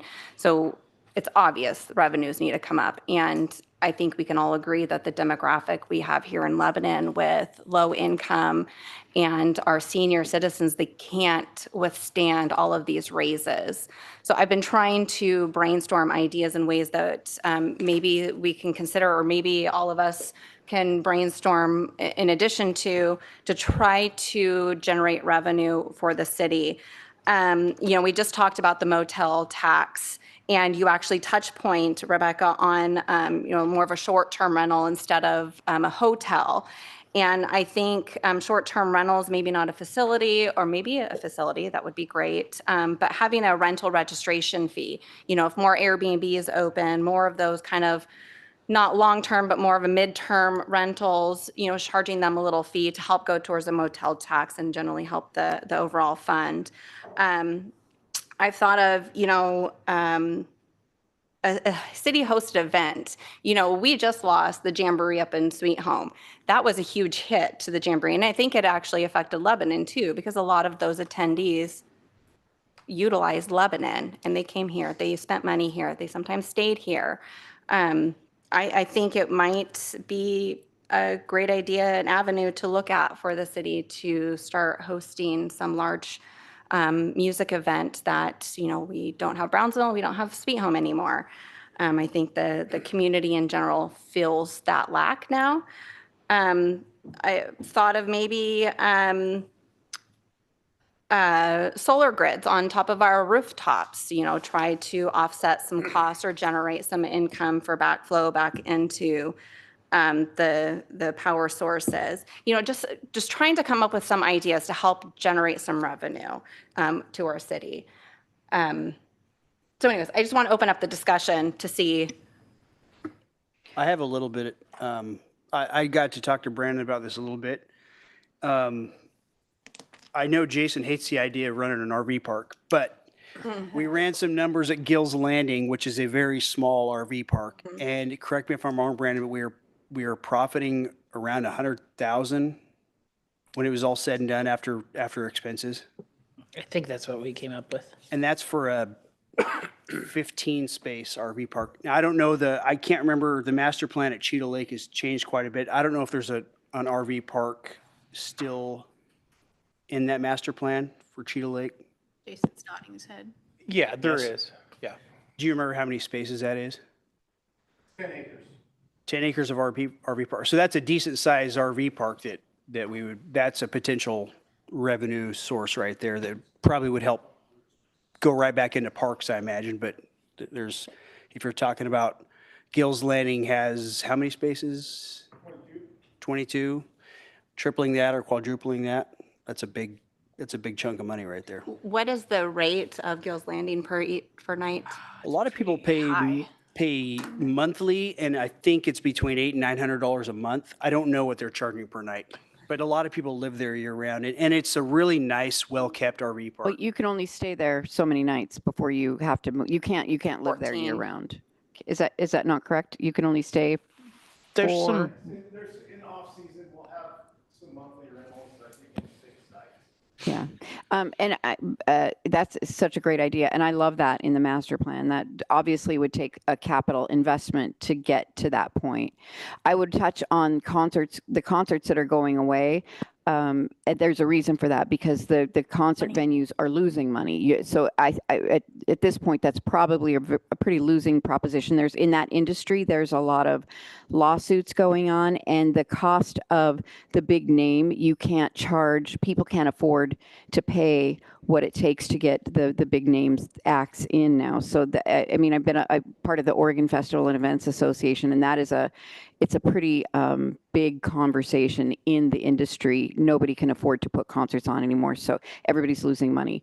But I love the thought of like brainstorming that kind of thing. I think we do well to keep especially our department heads involved in networking with other cities, because we don't necessarily invent the wheel. We can see what other cities are doing, and I think that's how the one fee came about. But having something that doesn't come on the back of the citizens would be wonderful.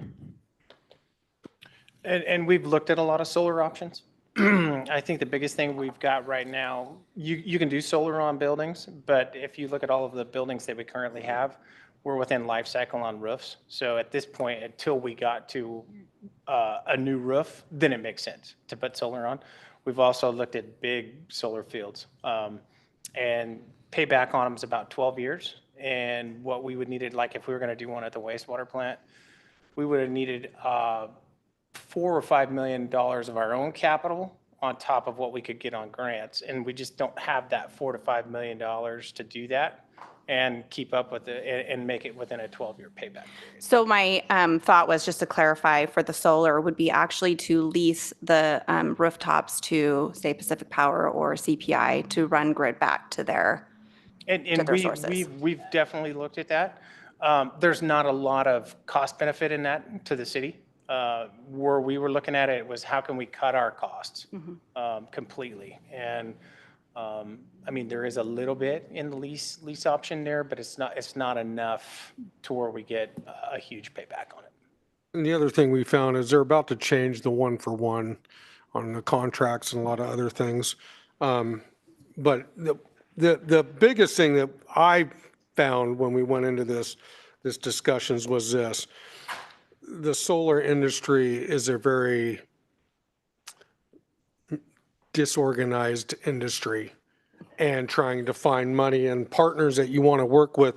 We had many meetings because we talked, initially it started out Cheetah Lake, the old industrial site, just so we'll go down this road real quick. So putting in solar there to bring money into the city. Then we found out there's a lot of different criteria that you have to meet.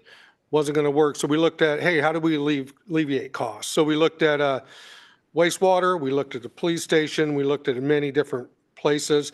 Police station actually, I think would have, if we were to move forward on that, would actually pencil out. But finding the capital to do the capital project is sometimes difficult. But the biggest takeaway I had from talking to all these people was a lot of the solar companies that you talked to were so disorganized.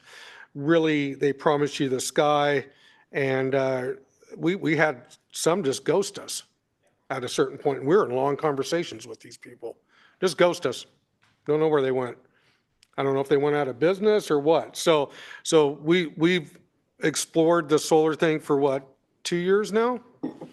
And I think we found, if we could find, plus not putting the cost on the taxpayer, finding the grants and all the other things, we came to the conclusion that maybe it's not in the cards right at this moment, but maybe in the future.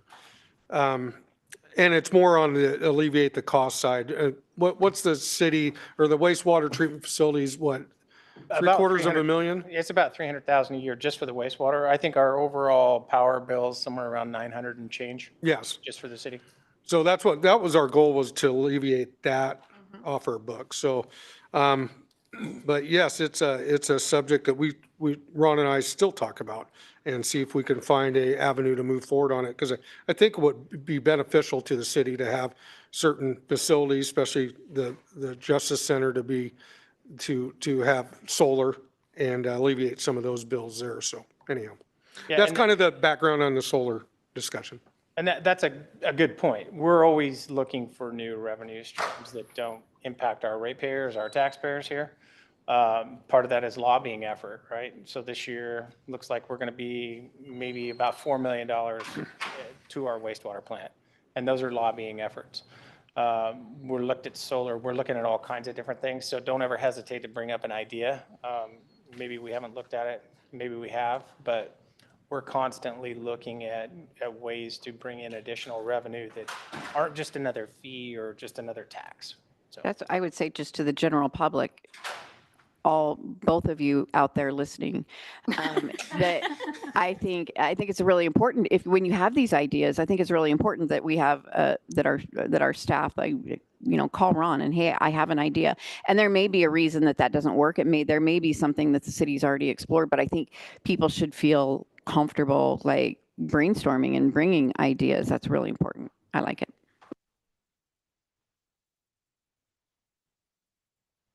If I may, the elephant in the room, you brought it up earlier, is PERS. You're going to have to continue to figure out a way to grow the income, or maybe the city needs to start throwing some lobbying dollars at the legislature to tell them to quit kicking the can down the road, because it's not just the city. We're paying for it through the school district, the fire districts. It's just rolling on us like a big snowball. And I'd sure like to see the city really start to push their legislators to quit kicking it down the road. That's been happening for 2.5 years. We've been going to Salem for the last 2.5 years. Myself, when I got in office, we put together a legislative team and started going to Salem and Washington, D.C. And that's how we were able to acquire the $2 million from the state for wastewater. That's also how we got on the radar at the congressional delegate in D.C. So those efforts are being done. PERS is just one of those subjects that is brought up during our conversations with them. They know it's unsustainable. They know. The biggest thing, I don't want this budget meeting to turn into policy. But I will say this, that the biggest problem right now is we live off property tax. That's how we live as cities and as districts, right? We need to change some stuff at the state level so that cities can develop certain businesses and industries. One of them being wetland mitigation is just terrible for trying to get a business to move in here. Elevates the cost of an acre of land to where it's unattainable for some companies. So things like that, like I said, I don't want to get down the rabbit hole on policy, but things like that need to change. And once those things change, we start realizing the benefit of development in our communities. And that's what we've been trying, beating our head. Trust me, it's like beating your head against the wall every time we go up there, every single time. And we go up there constantly. In fact, we've also, as a city, because we started this, going up there and talking, we were able to acquire positions on certain committees up there. You know, are they considered committees? You know, like Jason's on one, you're on one. So Jason's on the governor's regional task force for Coffin Butte. And I'm on a couple of LOC committees, League of Oregon Cities, that deal with environmental and energy policy. But what we found is we have, as a city, you're absolutely right. We have to be involved. We have to go up there and advocate for our city to bring those dollars back here. We produce value in this community. It's sent to Salem and sent to Washington, D.C. We're obligated to go get those dollars and bring them back here so we can realize the benefit of it. And we have been doing that. So, sorry, got on my soapbox. Nope, you're good. Good thing tomorrow's Tuesday and the campaign's over.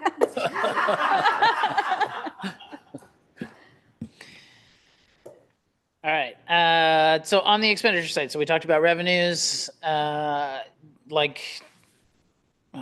I think it was Rebecca or somebody said, we're not opposed to any ideas that do come up.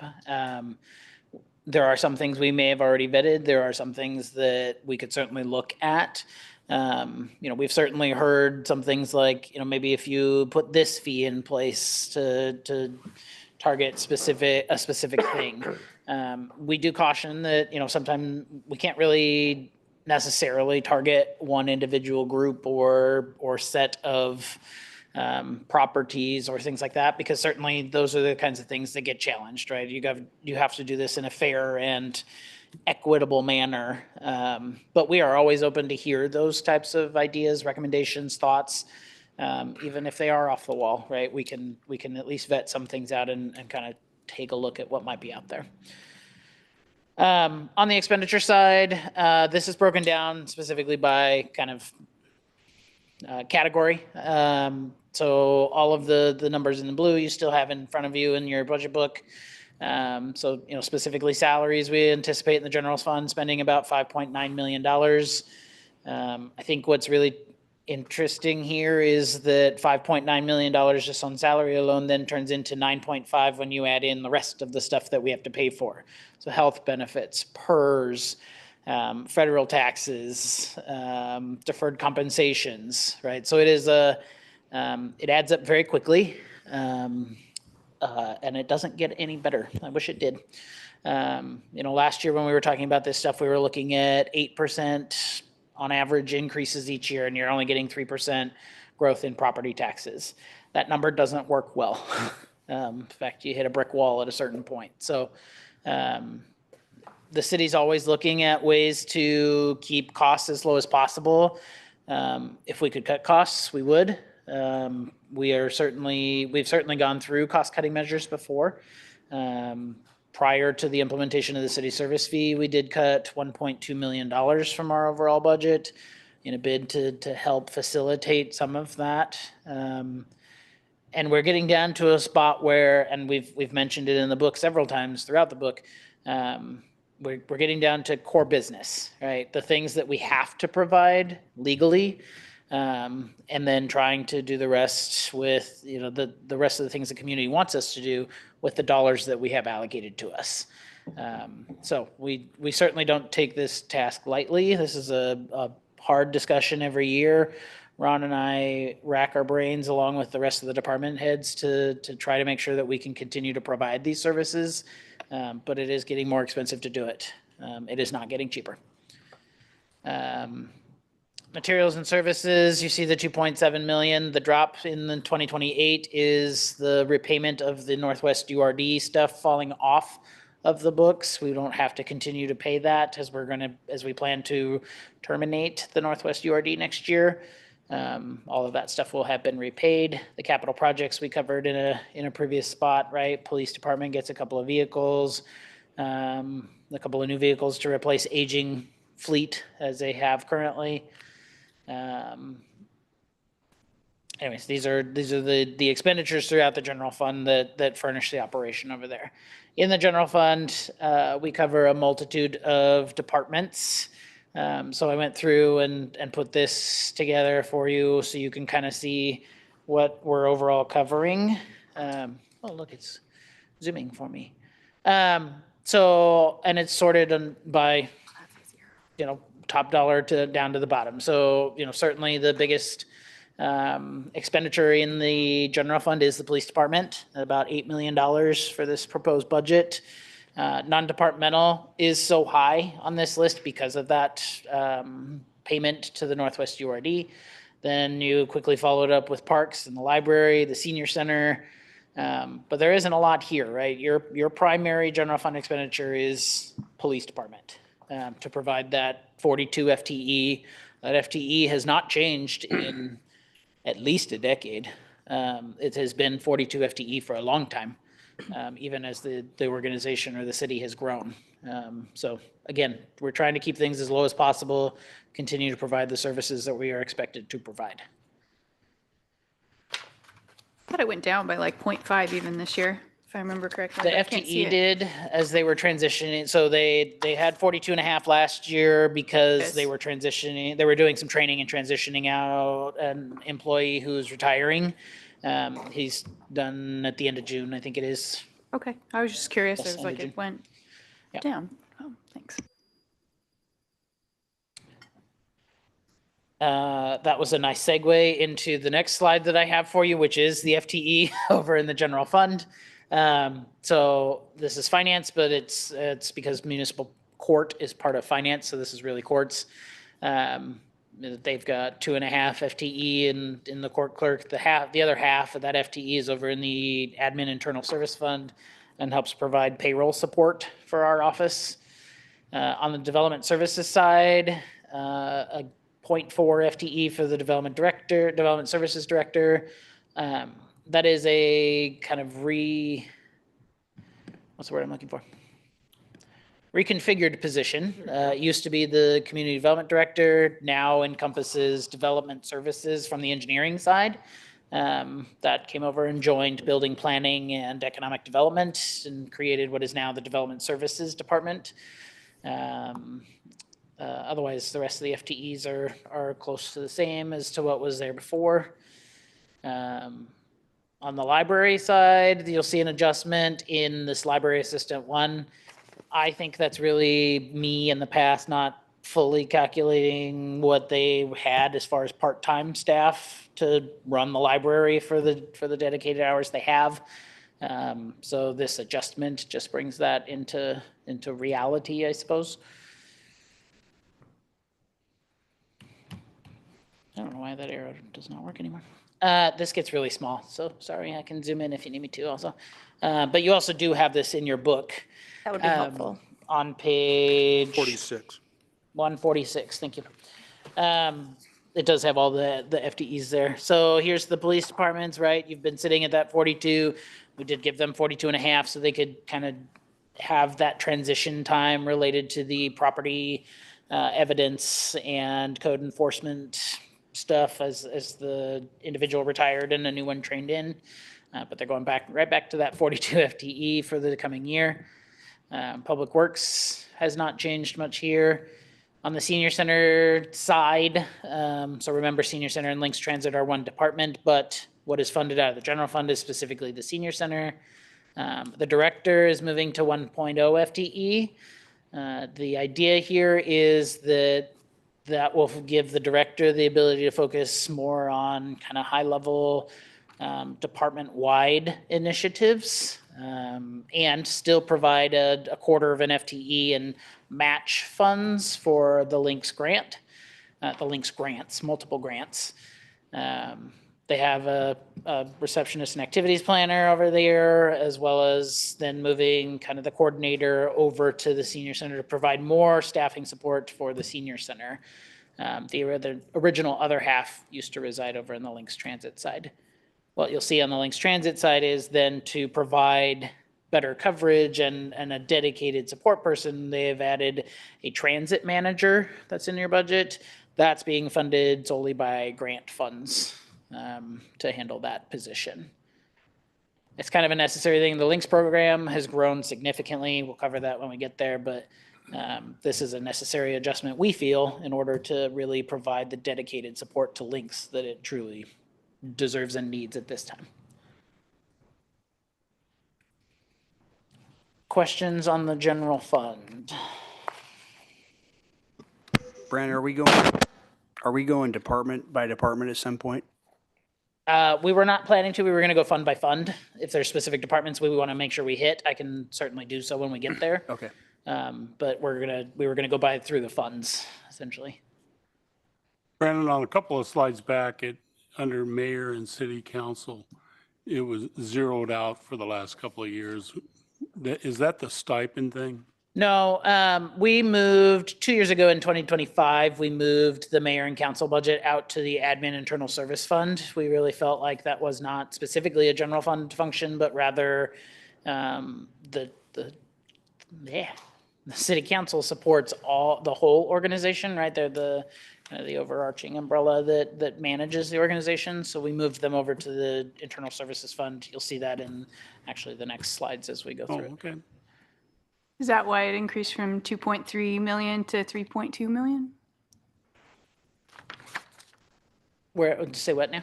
Oh, on the admin internal services fund? That's a portion of it, yes. And then we'll cover, there's some expensive, $1 million. additional increases in finance. Let's make it perfectly clear, since this is public record, that was not all mayor and council going from one fund to another. I'm interested to hear what portion of it. everything else is that led it to $1 million. Yeah. I want to make mine retro. There's money in there to do it. All right, moving into the administrative internal services fund, page 148 of your budget. This encompasses the city manager's office, the city attorney, city council, here's the city council, the city recorder, finance, human resources, and then some transfers out, a contingency, which we budget in most funds, and then you see a total at the bottom. So you will notice there is a significant jump from 2026 to 2027. Finance seems to be reaping all of that benefit. I will tell you that a overwhelming majority of the money being added to finance is, first off, a one-time expenditure, and second is being supported by money that was set aside several years ago to replace our, what they call enterprise resource planning program. So Springbrook is our current software that we use for all of our accounting, utility billing, work orders, kind of, to an extent. We're replacing that system. It has, we've grown out of that system for one, and two, the company has kind of gone through multiple iterations of sale over sale to private equity. We don't believe it is providing us with the best support to ensure long-term stability. So we are taking advantage of the money that was set aside previously to move forward with a new software. That's a pretty heavy lift for us. What we have done is we saw 7 different demos of softwares, and ultimately landed on 4 that could potentially provide the service for us. We then brought in kind of a I don't panel, a group of people from across the organization to really vet out what is going to be the best option moving forward. The organization has spent several years moving stuff out of Springbrook and putting it in places like ADP or Asset Essentials for work orders or ClearGov for our budgeting needs. And what we discovered throughout this process is that there's really a benefit and a desire to bring everything back into one software platform, right? You get better reporting, instantaneous data, kind of better efficiencies. And so we believe that we have selected a software vendor that will help us do that. That will be a multi-year implementation at this time. But we'll use the $300,000+ that was set aside for that in order to implement that software and really bring about some efficiencies across the organization. So that's what you're seeing in finance. You are also seeing the addition of 1 FTE in finance. This restores what was previous to this 24 year, an accounting supervisor, accounting manager that used to be there. It was cut previously as a way to help offset or to reduce some expenditures. What we found is operationally, it doesn't work. Everything when I was talking to Councilor Salvage about this previously, I described it as you've got one person that now provides, because you have to have segregation of duty functions, right? Auditors really clue in on specific functions. You have to ensure that nobody can do one thing, everything throughout the system.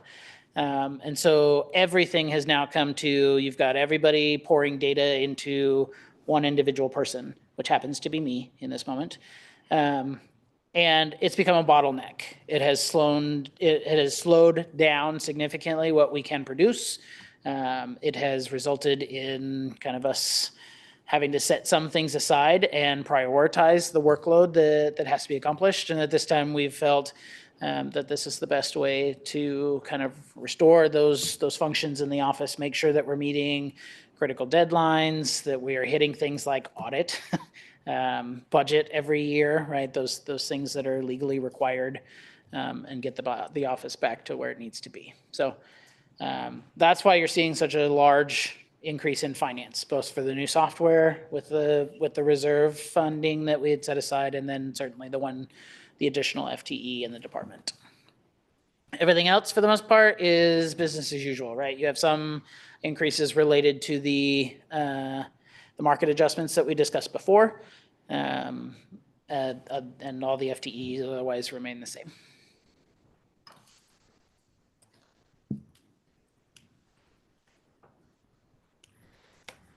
On the Information Technology Internal Services Group, or IT Internal Services, page 158 of your budget, there are no major changes in this budget. The only change you'll see here, previously we had the IT help desk support position at 0.8. That was due to the individual in the role who wanted kind of that, we'll call it part-time, right, or 32 hours a week, and we were able to provide them with that at that time. This budget restores their original 6 FTE. It currently is vacant, as is I think it's the senior network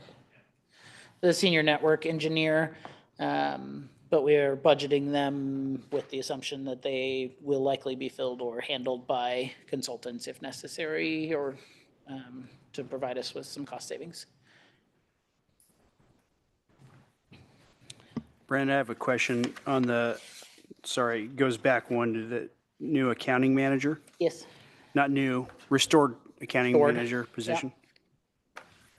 What is since that person doesn't work here currently, we can talk about their pay without feeling guilty. What's the total compensation package? How much is that costing us per I should year? say you shouldn't feel guilty about talking about any of our pay. One, it's public information, and two, right. Certainly we understand as public employees, that's just how that's how this goes. Good one. As far as that position itself, I put, is it this one? Yep, here it is. So the accounting manager would fall in this 19 step or grade 19 range. Starts at $48.42 an hour or $100,000 a year, and goes up to $64.32 or about $133, $134 a year. So after benefits and PERS, we're talking about almost a $200,000. Yeah, I think the final number came to something in the 190s.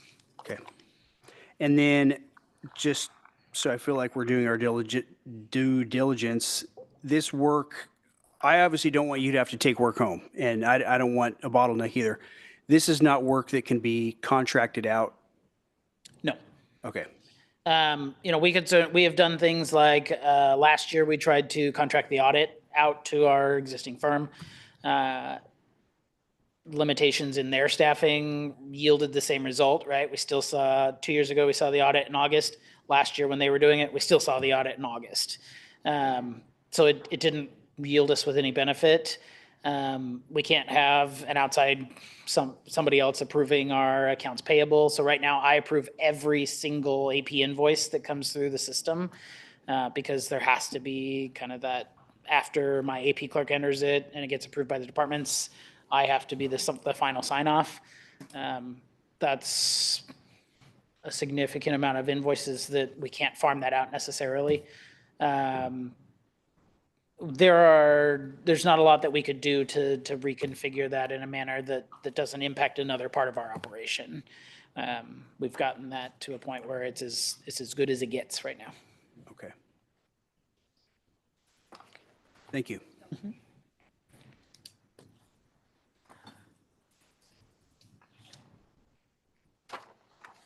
If there are no questions about IT, I'll turn you to page 167 of your book. This is what is called the Custodial Internal Services Fund, but is more broadly now known as kind of the building fund, our city facilities. This houses two different functions, custodial and maintenance services, as well as fleet. There was a position that attrition kind of left us with, we dropped this down to 3 FTE for the current budget year, the 2026 budget year. The 2027 proposed budget restores that FTE in a custodian line, bringing us back to 2 custodial staff to handle all of our city facilities and our Lynx buses. Otherwise, no major changes as far as the proposed budget is concerned in the building fund. One thing that we hope to do over the next several years, or next few years, is we would like to grow this fund balance and use that as our kind of maintenance fund of sorts, right, for things like roof replacements. You're currently sitting in a building that was built in 2009. 2009, is that right? Yep. Thank you. So you are getting darn near that 20-year number, and that 20 years, 30 years, buildings start to have issues. Not this building, of course, but we've had issues with roof over the Justice Center, also built in 2009. We've had issues with HVAC units, also at the Justice Center. But it's just, these buildings are not getting any younger, and so we need to be able to have some funding available to kind of help facilitate those replacements as they come due. Right now, what happens is each year, so in all these internal service funds, typically any money left over in the fund at the end of the year is returned to the related fund that it came from. The policy the council passed when these funds were established said that the department heads would work together to determine what happens with the funds at the end of the year. Occasionally we have, like in IT, maybe we have a phone project that we want to save some money for. So if there's leftover money, we'll set that aside for that purpose. Otherwise, everything gets returned. In the building fund for the last 3 years, the department heads have decided we will leave the excess funds that have been transferred over in the building fund, in this fund you're looking at, in order to start establishing that reserve. So you'll see at the end of 2027 that the proposed ending fund balance well, at the end of this year, you'll see it's almost $500,000, 491,000. If you assume we don't spend the contingency next year and you add in the ending fund balance, you are looking at probably about 550,000 or better in that fund. Again, with the goal that we have a pot of money available to handle some building needs instead of taking it from the general fund or any of the utility funds if it's a utility building. So trying to do our best to ensure that we can take one-time hits here and there without necessarily busting a budget or charging fees for it. Oddly proactive. I really, I appreciate that, having been on council for a long time, and like to think ahead of maintaining and replacing things is shockingly responsible. Unusual. Questions on that fund? Anything else I can cover there? Yeah, the personnel services in that fund, Yes. 449,000, that's, we talking about two people? There are 4 people total in that fund. Okay. So 2 custodians, a building maintenance technician, and then a mechanic. Okay, thanks. I heard you say 2 custodians either, and I thought, man, those are good paid custodians. I might change jobs. Yeah. Room. Anything else before we flip over? All right, I don't have a slide for this next page because there's really not much to talk about on it, but page 175 is the general obligation bond fund. So the general obligation bond covers the debt service payments related to the construction of the not senior center, the library and the justice center. Those payments are almost done. In fact, next year is our last year of payments. At that time, so back in the early 2000s, the community passed a general obligation bond, said we will tax our properties an additional amount for you to be able to build these 2 facilities. That will mean at that time that absent a replacement, those property taxes would go back to the homeowners or business owners where they came from. So yeah, the debt service finishes at the end of next year. November 2027. Nope, November 2026 will be the last year that we see that the general obligation bond on property tax rolls. Really, the only thing in here is that debt service. So there's not a lot of expenditures, but I can answer questions if you have them. That'll be the same for a lot of these, so I don't keep repeating. I'll answer questions if you have them, because you'll get tired of hearing me say it. I'm going to say it just for Rebecca's benefit. Page 179 is the bond financing fund.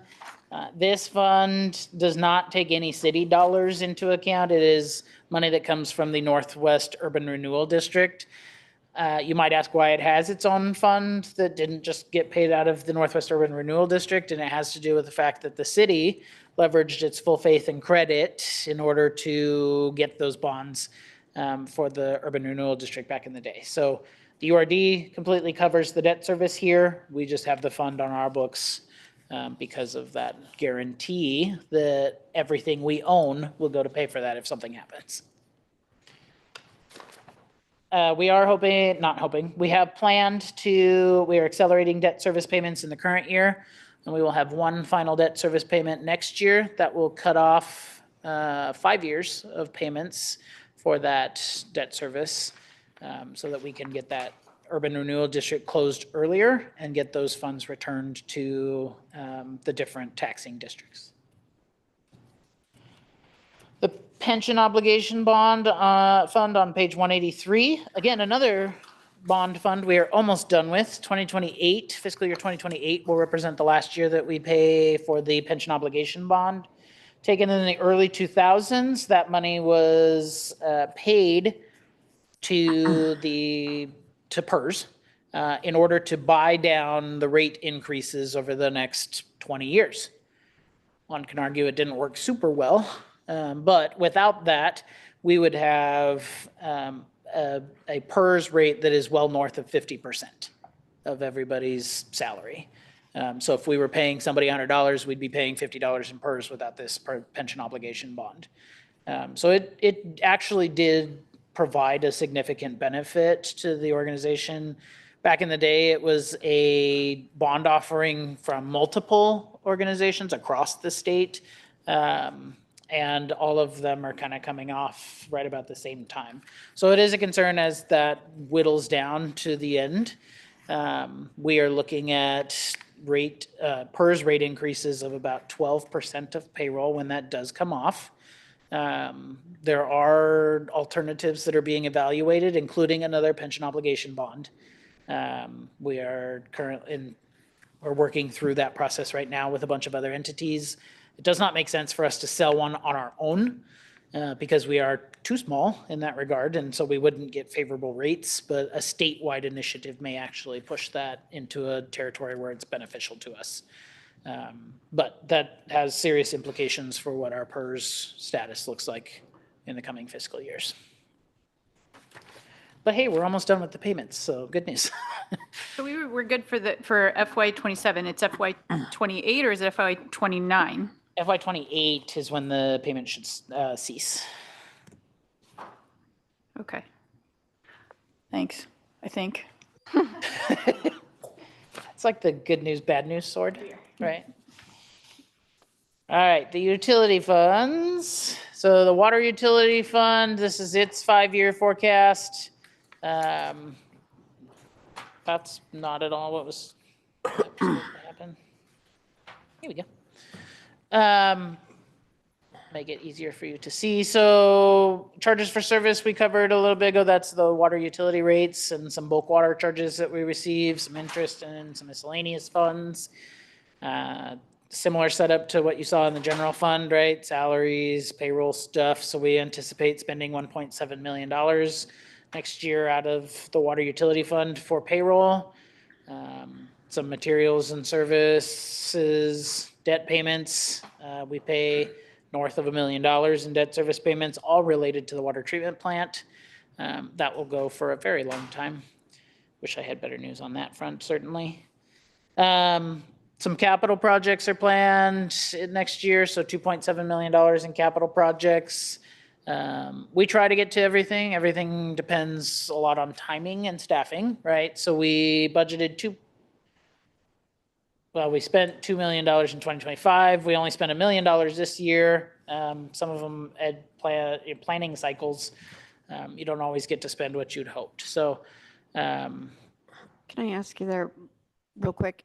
And maybe you've done an evaluation on this recently, but before when we outsourced that personnel for the water department, do you still get the sense that we're doing the right thing in-housing that financially? Yes, for multiple reasons. One, we have better control over what happens at our water treatment plant. I think what we found is when we own and maintain that, we can make sure that we're following proper maintenance cycles. We can ensure that all of any savings go into users' pockets in the form of a buy down to rates instead of the contractor keeping those savings. Right. I just feel like it's good. Yeah. But I don't know if we do any kind of like periodic analysis of that. So we do. Okay. Jason I'm says happy. yes, we do. Never mind. What we do want to show you in this, so obviously there's some planned expenditure here. This assumes. Let me find the water fund really fast. Yes, so this 5-year picture assumes a 3% increase in water rates for fiscal year 28, 29, 30, and 31. And you can see that we are still spending down a fund balance. Now, there is a fund balance in water, and so that 3% we feel comfortable with saying, look, this 3% means we keep the rate increases as low as we possibly can, while also ensuring that we're kind of utilizing the existing fund balance to provide the service we're looking for. But also kind of a steady increase means that you're not going for a big jump once you get to the end of where that fund balance exists. So, but that's what's baked into this 5-year forecast. By the end of 2031, you would be sitting on about $2.5 million in fund balance if everything holds true here. Which these are plans, and we do the best that we can on the analysis and our estimates. But let's be real, 5 years from now, it'll be a miracle if all of these match exactly what I have up here. On that, looking at like upcoming subdivisions that have already been approved or applied for and the number of units, is that factored into these guesses? Like as far, we're adding 300 single-family units in the next. It has not. Okay.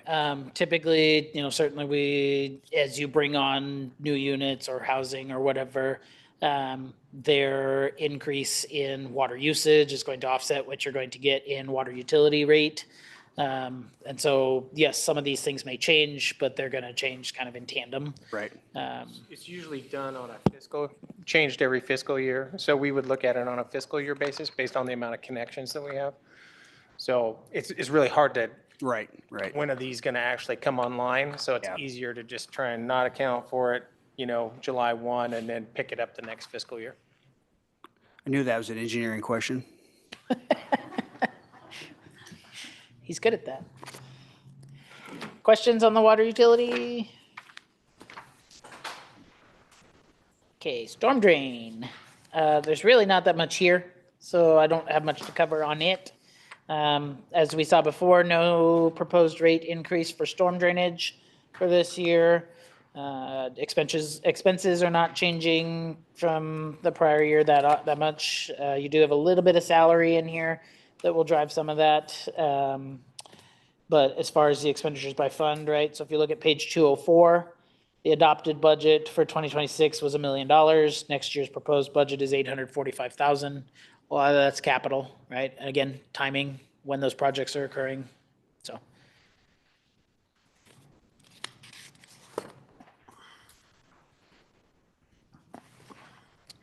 Wastewater utility. Again, a very small picture of your 5-year forecast. This one, we are looking at a 6% increase for the, why does it keep doing that? You hit a magnifying glass and it takes you to a different page. Okay. We're looking at that kind of 6% rate increase, right? So the charges for service, we estimate that, we'll generate about $6.9 million this year. Moves up to 7.3 next year. The $10 million up here at the top is the $2 million state grant and an $8 million loan to build out a biosolids handling processor. Yeah. Biosolids handling. So right now what we're doing with our biosolids is we are putting them in a dumpster and then we are asking Republic Services to take those to Coffin Butte. There is obviously some long-term, maybe even short-term concern about what Coffin Butte looks like in the next 5 to 10 years. Primarily that it likely won't exist in its current fashion, which would mean trucking all that stuff out to someplace like Hermiston or someplace further. What? Arlington. We're spending an inordinate amount of money on those tipping fees, on the trucking fees. And so one of the proposed projects in the wastewater treatment plant master plan, that's a mouthful, is to install basically a dryer. And I'm really making that really simple because that's about the limit to which I understand it. And Ron and Jason will certainly back me up here in a little bit as I put my foot in my mouth.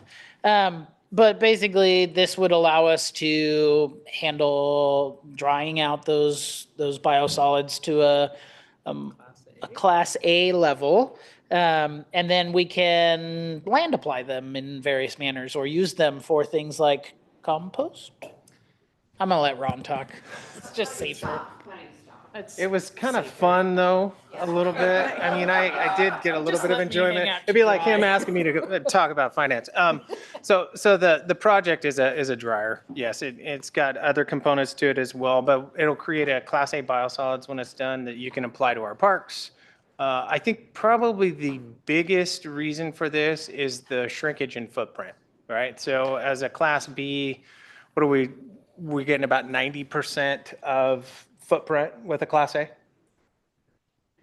Yeah. Right now, we're hauling about 90% down water. Yeah. So you really shrink your footprint. So for whatever reason in the future, if you couldn't apply it to our parks or whatever that case may be, it's going to be much simpler to deal with a smaller quantity of it, whether we have to landfill it or what we have to do with it versus what we have in a Class B. The other significant issue is with this is the regulations and the changes in DEQ requirements to land apply. And on top of that, we're losing fields. I know there's people in DEQ that thinks that we're not losing fields, but if you look around here, there's a lot of ryegrass fields that are now hazelnut farms. Well, we can't apply to those. So there was a lot of reasoning that went into this. We've been working on this since about 2016 when we started the lawsuit with the cannibal system. And so we're at the point now, we're under contract and we're moving forward with it. And correct me if you must, but to your revenue kind of question, doesn't this has potential revenue impact for helping other communities, does it not? Yeah, I think once we get it up and going, we got to vet all that stuff out. I think Jason's goal and mine would probably to be a regional facility, right? So because every other community in the Willamette Valley is going to be in the same situation that we are. And so if we can create a regional facility where we can, I don't know if there'd be a giant revenue to it, but there would be, I mean, we could try, we could give it a shot. We're not supposed to make money as the government, so. But yeah, make it a regional. There's potential. I mean, if it was really, farmers really wanted it, you could probably sell the product at the end. But I think in the initial stages, it's like, can we get rid of it? And if we can get rid of it, how fast can we get rid of it? And if it's really fast, then you could do something with it. Yeah, I just meant, yeah, alleviating our budget by charging other communities to process theirs. Absolutely. Yeah. So, Yeah. yeah. You couldn't make a bunch off of it, but yeah, it'd be. I mean, there's a no- little. Yeah, okay. But yeah, that's the project in a nutshell. That project is why you're seeing the wastewater funds increasing significantly. So page 220, you can see that increase in real time related to the capital projects section there. So in 2026, what we budgeted for improvements across all of our sewer utilities was $6.3 million. With this project, we jumped to almost 8 million. That's what's driving a lot of our expenditure increase budget wide, right? A $30 million project will do that to you. But specifically here in wastewater, that's where it resides.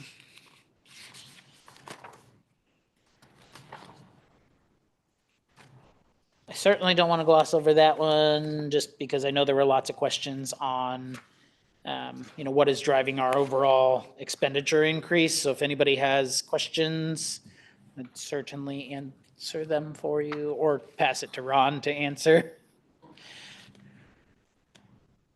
All right. I am going to likely roll through the rest of these really quickly because there's not a lot of changes.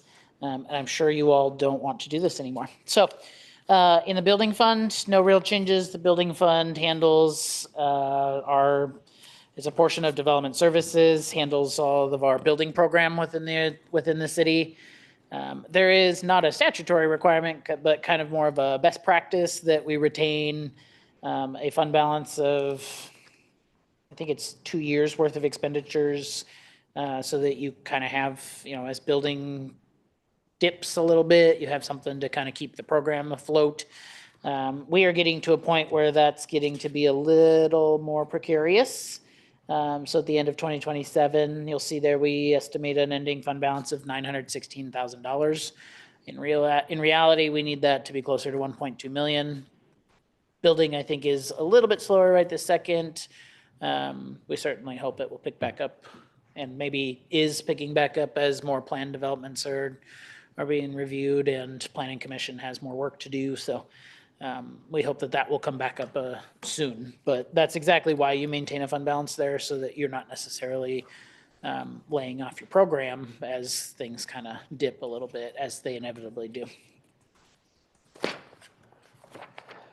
Parks Fund, this used to be where we had operational expenditures for parks. That was moved to the general fund 3 years ago. So now this fund handles solely capital projects. All of the money being spent in this proposed budget is being covered by state grant funds that have been previously allocated to us. And it's primarily work out at Cheadle.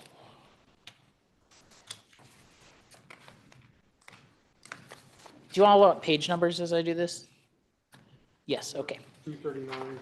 We're gonna move, we're gonna move to 243 now for the state foot and bike path fund. We put 1% of our state transportation money, that state gas tax money that we receive, into this fund for things like sidewalk improvements or ADA ramp stuff. So that's what you see over here. There's not much planned. Small improvements, budget of 30,000. That's a kind of as we can get to it type of thing. So we budget a little bit of money so that we have it when we can get there. Development Review Fund, another fund that handles kind of some of the building stuff around town, land development stuff. Right, you have to have your plans reviewed to make sure that it fits within our code and that all of the fancy items are covered. Traffic impact analysis. Traffic impact. Related to development projects, those kinds of things. So that stuff happens out of here. A little bit of staff budget to handle that. Street Maintenance Fund, we talked about the gas tax revenue already, so that's where you'll see this money. You can see that ending fund balance is not very high. We estimate about $100,000 at the end of the year. This is not a fund that we will be able to do much with for very long. So as gas tax money starts falling, right, at this point, all we do is street maintenance. There certainly is not a whole lot of money for major capital projects. And so this just, it's going to be we'll do what we can do type of fund unless we find another revenue source for street funding. I don't have good options for you there. Yes. So is this where the money comes for the handicap ramps, the handicap curb ramps and stuff? Does it come out of this fund, or is that some other fund? It's kind of, so what we've done with the streets maintenance fund is we run our maintenance operations out of it. So tree trimming, painting, those kinds of things, pothole patching, and if there is additional revenue, what we've done is we've set it aside on a year-over-year basis until we have enough money to actually do a project. Whether sidewalk access ramps get, in some cases, yes, they would get paid for out of with a project, but not, we don't have a specific program to go out and target that. The State Foot and Bike Path Fund, it's got $30,000 sitting in it. You might get an intersection done, a small intersection done for $30,000. So it's really a slow go on that stuff. Lots of cities in Oregon right now are talking about street maintenance and kind of long-term viability of street maintenance programs or how to do street capital. As you can all imagine, they're not super great options, right? Gas tax or street fee. All buzzwords that I know will get me kicked off that way. But there's, at some point, the council and the community is going to have to decide how best to move forward with street improvements and have a fund dedicated to that purpose. Or go back to gravel streets, I guess. Links Fund, this fund is covered by grants. I need to kind of highlight that we have seen, and our director has seen kind of the that getting grants for this is getting harder and harder, right? There are multiple transportation programs, especially within Lynn County. So she fights for every dollar that she gets. But those grant funds are not increasing the way that we would need them to in order to maintain our current operation. You can see that her ending fund balance in that fund at the end of next year, if everything goes according to plan, is $1,659. For a $1.5 million program, that's not enough. We have regularly dealt with, ending fund balances that are red, cash balances, as this is a reimbursement type program, right? So she has to spend the money and then get reimbursed for those grants. So we have a program set up where the general fund is going to temporarily fill any sort of holes at the end of a fiscal year and then get repaid once those reimbursements are made. But we're at a point now where this is getting to kind of crisis point as far as the money coming in from grants. So it's going to need some long-term evaluation on how best to move forward, whether that's a revenue stream or reduced routes, expenditures, so on and so forth. Yeah, it wouldn't be surprising to see us cut some service, particularly on the weekends. It's likely that that's going to happen here in the near future, so stay tuned for that. We're just gauging what those funds look like, and Kendra does a great job. I think she's got 83,000 rides on tap for this year, so it's a heavily utilized system, but we still need to be able to pay for it. So we're working through some stuff there to figure out what the best solution is. There's still no fares for anybody, it looks like, right? Say that to No, me. there's still no fares for any, it's still free, completely free? Yes, it's still free. And that's another thing that we've looked at too, is potential of adding fares back in some specific instances. And we may look at that as an option as well, so. Boat ramp fund, page 266. Brandon, sorry, I'm going to have to interrupt you and pause for a moment. We're at 2:40, so we're creeping up on 3 hours. I know I have an obligation I need to get to.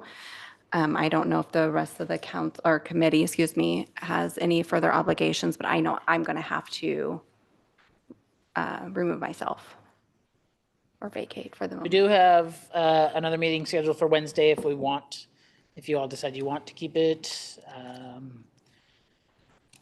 That's kind of up to the committee.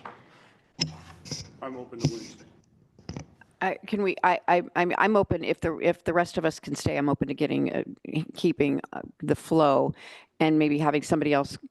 Is that okay with you? 100%. Would you prefer that we adjourn? I am not objective to you guys continuing. I would appreciate if we continued. I did take vacation time to be here, so, and I would prefer not to use it on Wednesday if possible. Yeah, I will Might as make well get Wednesday to the work, but it's finish. very difficult. Hope Jeremy's in the same boat. I have till 3:15. Okay. Okay. All right, I'll keep going. Who shall I hand the responsibility to? I think then that gets passed to your vice chair and The secretary. Counselor McLean Oh, takes the the one who mantle. nominated me. Wonderful. Well, then maybe you could adjourn us for a little bit. We could take a break. Take a We take a five, recess? 10 minute break? Yes. Yeah. All right. Let's Decide how long. reconvene at 2:50.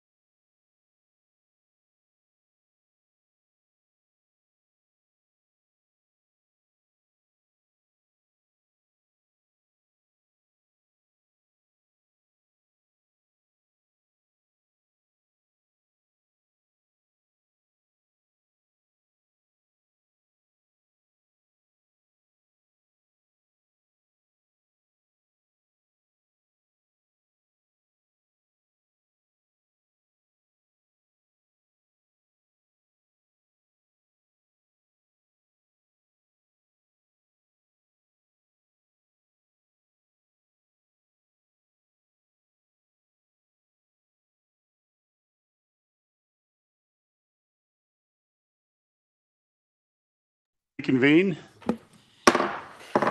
Thank you, Brandon, Mr. you're Chair. All right, page 266, boat ramp fund. There's really nothing here. We get money from the federal government when we need it for repairs at one of our two boat ramps, Gills Landing and Cheadle. I think there's one at Cheadle, yeah. Yeah, Ron's nodding yes. I think there's only $8,000 there, yeah. All right, this one we'll take a little bit more of a detour on. Page 269, Equipment Acquisition and Replacement Fund. So first off, this is where the money for that new finance software is coming from. So on page 270, you'll see a transfer out, that 330,000. That is for that software. What is not included in here, and what we're going to take a short detour on, is the sale of the Santiam travel station. So recently the city closed on that property, netted $514,000 that we need to decide what to do with it. And so we thought the budget committee would be a good place to kind of decide maybe good uses for that money. At the moment, it has been deposited into the Equipment Acquisition and Replacement Fund. Since there's no budget next year, this will require some sort of budget committee change if we want to pull it out of there. But we have some options, or some ideas for you, certainly, and then would entertain other ideas, obviously, from the committee. They can range, you could do anything with that money from put it towards the children's, what's the official? Children's room expansion. Thank you, Kendra. For the library. That would go a long ways towards getting kind of started on that project. There is an active CDBG grant process ongoing that may yield some or all of the funds for that expansion. We're not sure where that will go at this point. But certainly the 514,000 could be allocated to that. We have certainly talked about how we'd like to build a building reserve fund for kind of maintenance needs across our city facilities. You could put it towards that. You have the wastewater project, that's out there. $500,000 doesn't go a long ways on something like that. I think when we looked at it as just from a quick staff perspective, it's finding something of value to use it on, not so that it doesn't get lost somewhere, a little bit here. Just something that we actually some value to it that is a need. So it's kind of up to you guys. Would it open the jail? Would it open the jail? Not even. No. Well, I mean, it would be a start, right, to open the jail, but I guess it depends on what you're thinking in terms of opening it. It would take, it's a $1.7 million a year proposition, so you could potentially, and I think we did put some money into the contingencies this year that would help get that started prior to, if the levy's successful, being able to kickstart that so that once the levy dollars came in, we were ready to go.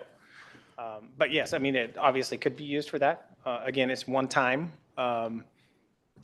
funds. I would hesitate for this body to be in a mad rush to just make a decision to allocate. I like the idea of the building reserve fund, and then if say then later on as department heads you came to an agreement to say, okay, we're going to go to city council, we're going to ask for 30,000 of that funds to do a transfer to, there would be that pot of money there to say, okay, you could call that building or facility or something, just to make those transfers. But I like the idea of really beefing up, being ahead of the game on all of our facilities and roofing and all those things. I think part of the reason for bringing it here is where it has been deposited currently, right? We don't have any, and really wherever it gets deposited, there's if we don't do some sort of allocation for next year, it's going to reside where it lands. until at least fiscal year 2028.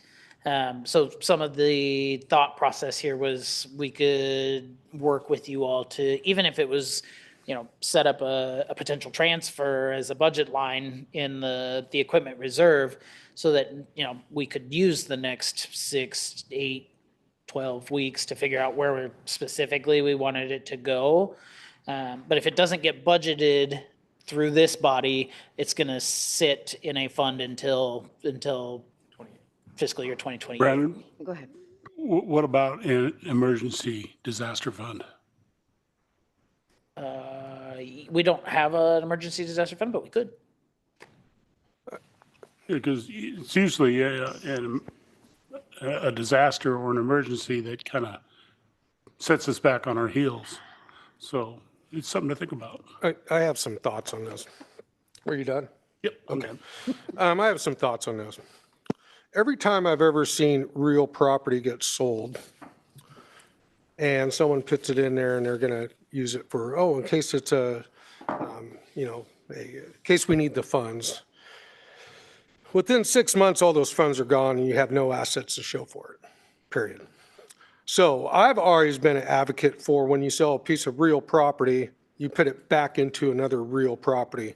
In this case, it would be the library. It'd be either for the roof, to help with the room over there. And the reason why I'm thinking that, not that the Justice Center doesn't deserve a roof either, is because of this room right here. We reduced our assets as a city and sold the travel station. And we took this room as a city council chamber, and who else meets in here? The school district and the fire district meet in here, or they got their own room over at the Taj Mahal.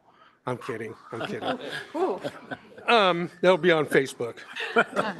Already is. Well, they don't like me anyhow, so it don't matter. So with that in my head, it wasn't that funny. With that in my head, I advocate for that full amount to come to this building right here, since we took per square footage for this room here. Because I have a sneaking suspicion with good intentions in mind that if we put it into some type of fund where we go and it's like our, I don't know even know what to call it, slush fund. Oh, we need 10,000 for this, and we need 50,000 for this, and can this organization get 5,000? Next thing you know, it's all gone, and we didn't get anything for it. That's my thought process, and I think it would be beneficial for us to improve this building, another real asset, since we just sold one. And the reason why, a lot of people don't realize the reason why we sold that is the maintenance schedules coming up on that travel station, the amount of maintenance we would need to do to it, and it just wasn't cost effective anymore for us. So that's why we chose to get it off our books. And luckily we had a buyer. It's not, an old railroad depot is not exactly a building people just run out and buy. So that's what I'm advocating for. Of course, it's not up to me, but that would be she stopped shaking her legs, so apparently she's happy I said something. She was over there like this. That's what I would advocate for. And then we don't see that value lost. I kind of think the same thing. I think it should go back into buildings, but again, when it comes to maintenance, we never have the money for that. That's why if there's a different fund, or if you guys need 12 weeks to kind of put it in a fund to decide, and that could be a further discussion with council, I'm happy with that. I just think that for us to decide today, this is it's all going to go to the library. I think it's kind of short-sighted to do that today as this body. I would like staff to have more time and council to have more time to discuss this. So if there's a place to park it where that can happen, that would make me happy. And I think we all want to make me happy. Yeah, I think to Brandon's point, if we don't do something with it today, it's going to sit till 28, right? So we could potentially put it in a line item that just says transfer out that would need council approval on that. I think if you were going to put it towards the library, which I think is a noble cause, definitely, I would probably put brackets around it until we see how successful we are on the CDBG grant, right?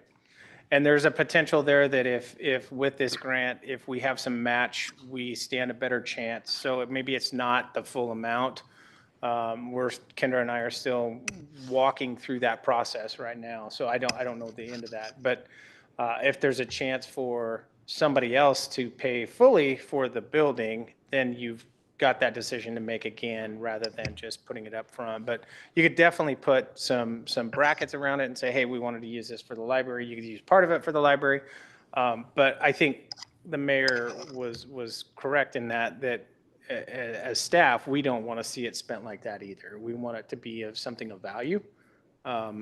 What that is, I mean, we've all got ideas of what that is. It's kind of looking for a Down payment direction on from this Brandon's body. new office. Do what now?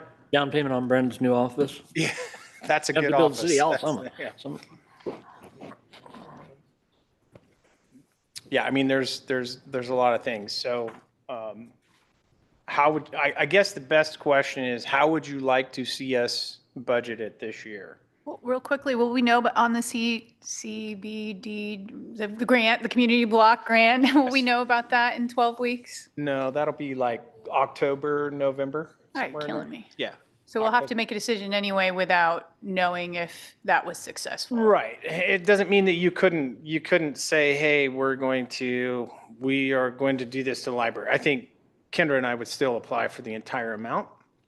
We're still walking through what scoring looks like that on the grant if we had a match to it, and how much match we have to have in order to make the scoring, more favorable to us. Right, that was my biggest concern, was the match, and if we're not successful this year, then what does that, and if it's spent on maintenance in other places, then we don't probably have an easily accessible. And we do currently have the library trust that can match this right now. Oh, okay, okay, So that's helpful to know.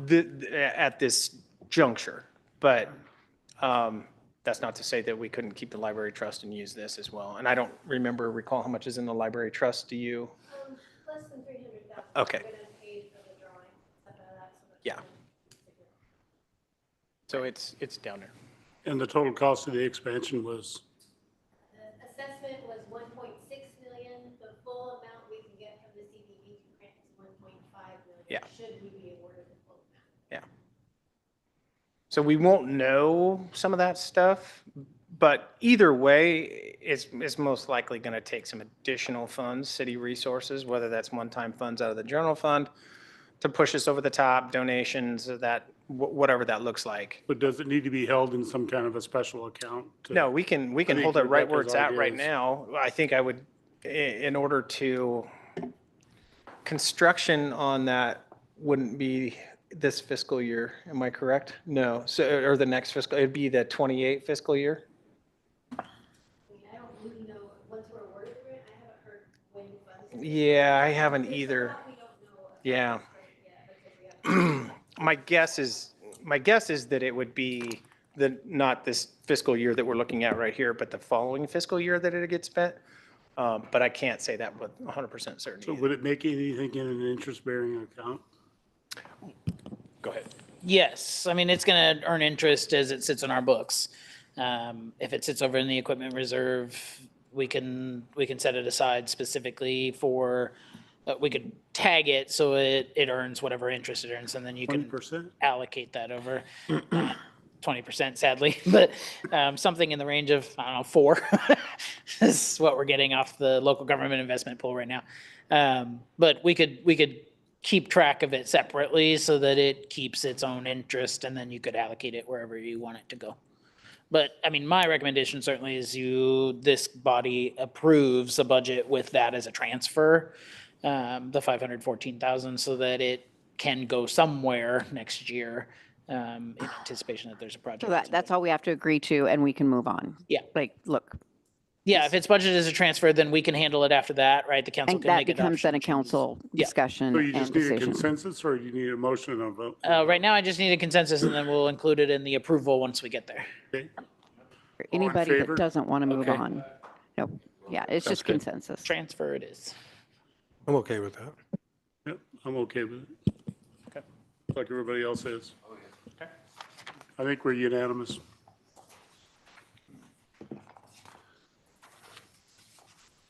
All right, Pioneer Cemetery Trust Fund, page 273. This fund, we don't have a lot of activity out of it.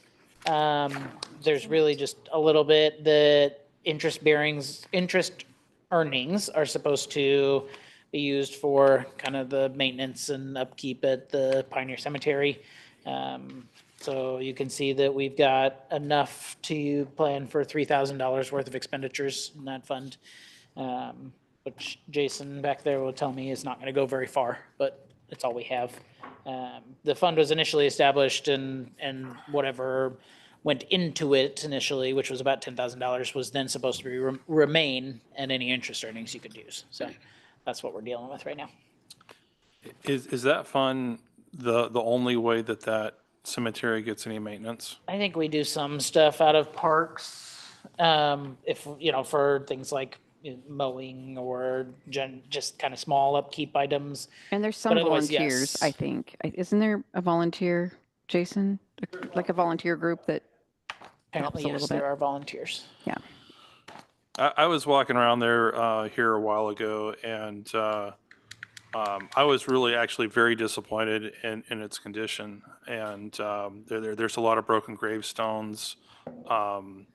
It's just it's really unfortunate, and I think it's something that we should, as a city, look at finding a solution for. I recognize we're not going to solve that this afternoon, but this is a inadequate budget to do what needs to be done there. We're actively looking for grants to do that. Hard to come by. We will continue to do so. We've had a group, what group is that that's went out there and they've restored like, I think like 6 to 10 headstones and put them back together. It's pretty neat presentation, but if you go out there, you'll tell which ones they've done. They've actually found all the parts of the one and put it back together. It's like, wow. But it's like anything, it costs money. Yeah. Pages 276 through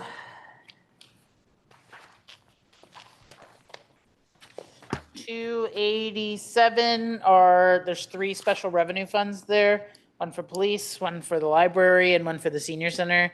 This is primarily donation money that comes in and then is spent on one-time needs, right? So for the police department, that fund handles things like National Night Out, Shop with a Cop. Actually, those are the 2 that are in there as far as the revenue sources are concerned.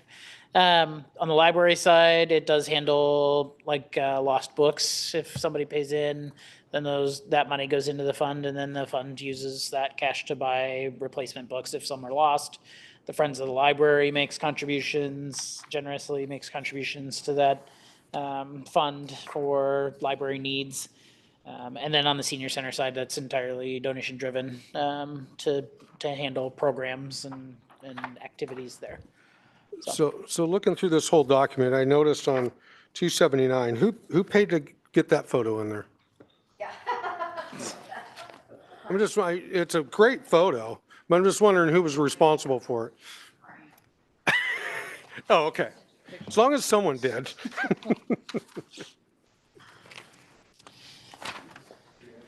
Questions on the special revenue funds?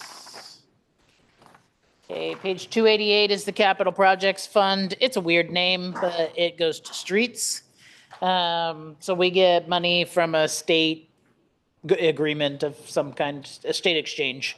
Yeah, it's federal gas tax money. Federal gas tax money that we can then use for street projects. Doesn't go very far.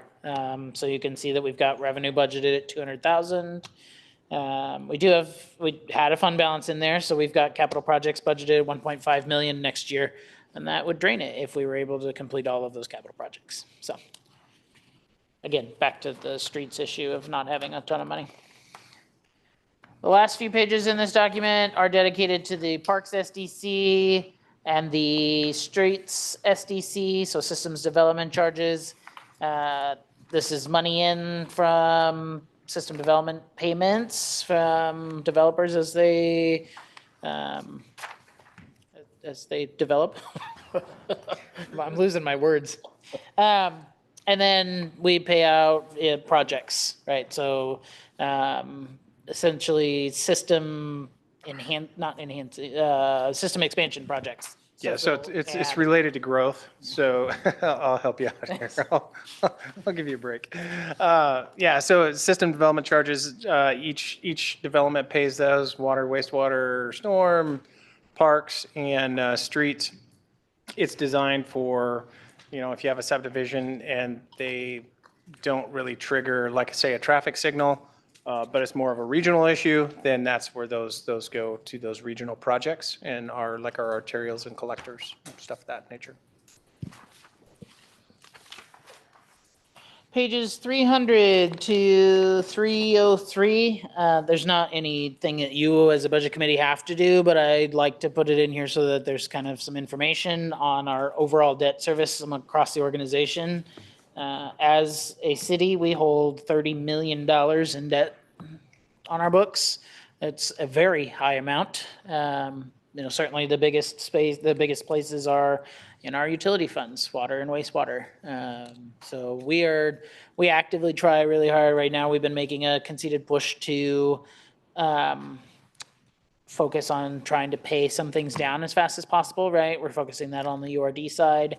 Doesn't work as well on the utility side, right? Because any money you take and tie up in prepayments on debt means that you don't have money for capital projects. And a lot of those are scheduled out well into the 2050s. So this, every time we take on debt, it is debt that we carry for a long time. And we're trying to focus on making sure that we have money, as much money as we can here to minimize the debt service that we have to take later. It's a goal of mine. I know it's a goal of Ron's and our department heads to try to minimize the debt that we hold. That is it for the city budget. Right now, what we have, we've talked about an additional $15,000 in the motel tax fund for Lebanon Downtown Association. If that's something the committee chooses to move forward with, we'll need to add that to the overall expenditure number that you have in your resolution there. We've talked about the $514,000 that we're going to add to transfers so that money can be allocated to a project in the future, potentially the library, once some more of those kind of items are known.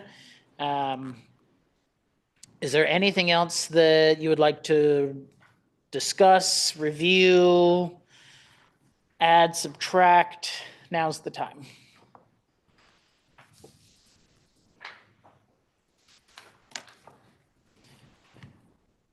All right. Well, then I will hand this meeting back to the chair.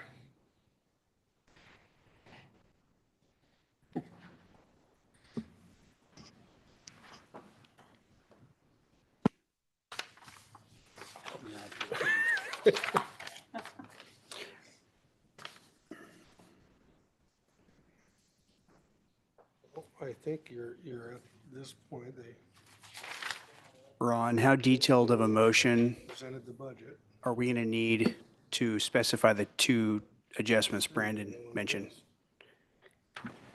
How detailed do we need to be? I think you need to lay out the 15,000 and what that's going for. I think you need to direct the 514. How do you want that motion? But wouldn't it be, couldn't Brandon say the motion and one of us could say so moved? I mean, So the budget committee approves a top line dollar, right? The expenditure number being in this case, $94,613,265. With the understanding, right, that the item that you move to LDA would be in for LDA, that the transfer out, so on and so forth. So all that stuff would be budgeted as part of just that kind of top line dollar number that you've given us per the approval of the budget committee. So moved. yes, second. Wow, all right. Before we, You might, yeah, you might want to make sure. Just saying, I don't know. Call me crazy. Is there any more discussion regarding that? Go ahead. so I do need to,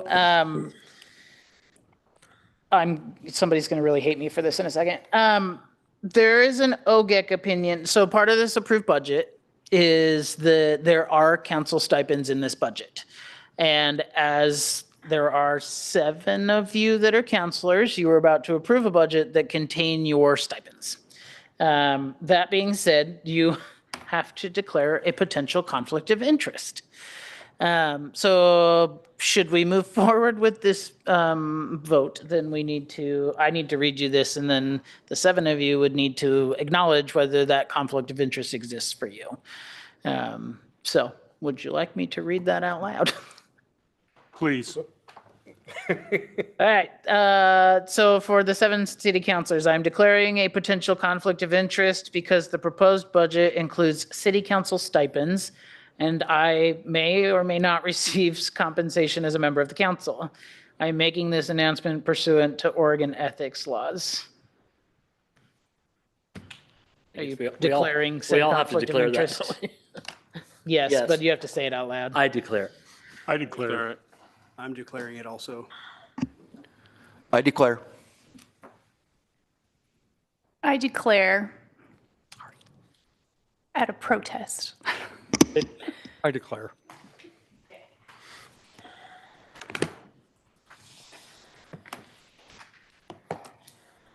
I would like to make a comment regarding that. The stipend thing is nothing new. For years and years and years, the city of Lebanon paid their counselors, which are elected officials, a stipend. It's a small amount compared to the work that they do. To me, personally, I think that paying your counselors a stipend puts a value on what they do. There's one thing that I've always believed in life is you do not make people do things for you and pay them nothing. It puts a value on it. Not much of a value, but it puts a value on it. And to remove the stipend devalued our positions and our jobs. It degraded us. And I think we're above that. I apologize. I would like to add, I think I've maintained this every year. I think that very small stipend, which is a very tiny part of this budget, does make a difference. I mean, if you don't want, I mean, no offense, Dave, but you don't want a bunch of old retired dudes that, that's what you're going to get. And so, so if you want somebody that can be, maybe a little bit younger, a little bit, bring a little bit fresh perspective to this group, I think it does help in that way for a very small amount of money. And I will clarify that just because it's included in the budget, it does not mean they immediately start back up. Because at this point, that action was taken by the council and would need council to restart those. So it has been in the budget, will remain in the budget. The council can decide how to move forward at a future date. I think at some point it's just a matter of picking my battles, and this is clearly one that others feel really strongly about. And while I also feel strongly about, I understand that I'm probably in the minority in this one. And so, again, picking your battles. I'm not going to pick a $25,000, $30,000 battle over $100+ million budget. But I do think that given some of the increases we're doing today, I mean, that $30,000 is non-union salaries. It's what, 10% of the non-union salaries, including benefits and PERS. It could be a lot of other things, but again, $100+ million, $30,000. I'm gonna let it go. Would anybody else like to comment regarding that? I'd like to hear from somebody else other than the counselors. And the I old kind of think retired of you lady as a over there. counselor because you did it for so many years. It's just that I never shut up about this one every year, and I think I'm ridiculous.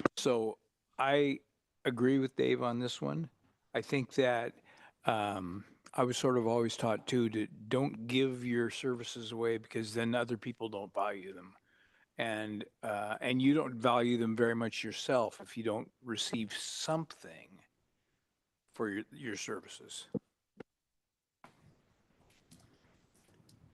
Thank you. Anybody else? I still feel the same way I always did. So I just think I kind of, I don't want to agree with Rebecca, but to some people, that small stipend could be the difference between if they can afford to take the time from work to do this for somebody. It's not much, but it limits who can do this. We can all afford to. Doesn't necessarily mean somebody else would be able to. I'd like it even if I could just donate it. Yeah. The way that I want to donate it. Oh, yeah, I Just my opinion. That's it's a controversial thing, but, you know, I can't help but feel a little ripped off, you know? Everybody's known from the beginning that I wanted to donate my stipend to the Boys and Girls Club. And I still want to do that. And I feel that they got kind of ripped off. I think the whole thing started at a council meeting before I became a counselor and Dominic, and started by somebody who had something else in mind. So, and I'll leave it at that. Well, sir, as the newest member of the Boys and Girls Club Board, we will happily accept that donation. Thank you. I love it. I gave it the offer last few weeks ago. Well, I think the Boys and Girls Club do a lot for our community, and, you know, I'm a family man, family oriented, and anything I can do to help families and kids, I want to do it. And, you know, I'm almost 70 years old. I can't get out there and play football with them, but I can sure give them some money to buy a football. And that's where I stand on it. Dave, speaking of having to take time off work, I'm going to have to recuse myself. I plan on voting for this budget. Know that it has my support, and I will see you guys next time. Okay, thank you, Jeremy. Good one, Jeremy. You still have a motion and a second. We on the do floor, still have a correct? motion on the table. So just to clarify, that motion is approving the FY27 budget in the amount of $94,613,265 as amended by the Lebanon Budget Committee. So we have a motion, we have a second. All in favor? Aye. Aye. Against? Unanimous. Okay, and then we have one more motion, two more motions. Oh, we need to open public hearings. Thanks, Jeremy. Did you open public hearings? So we need to have public hearings for these.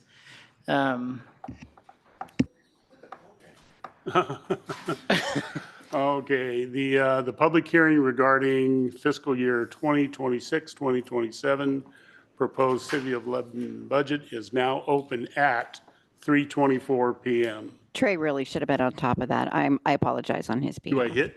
Trey, yeah. Yes, hit the guy. If I don't sit at the big table, I don't have to pick the answer. There's a space for you now.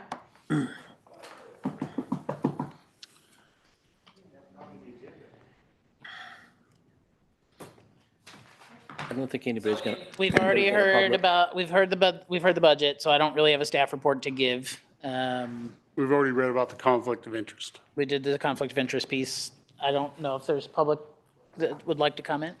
Yep. Any comments regarding the proposed budget? Hearing none? That's how you say it. Okay, the public hearing is hereby closed at 3:25 PM. Okay, we have two more motions that would need to be made, one on state. Sorry. revenues. One on state share revenues and one on the actual adoption of the permanent property tax rate. Brandon?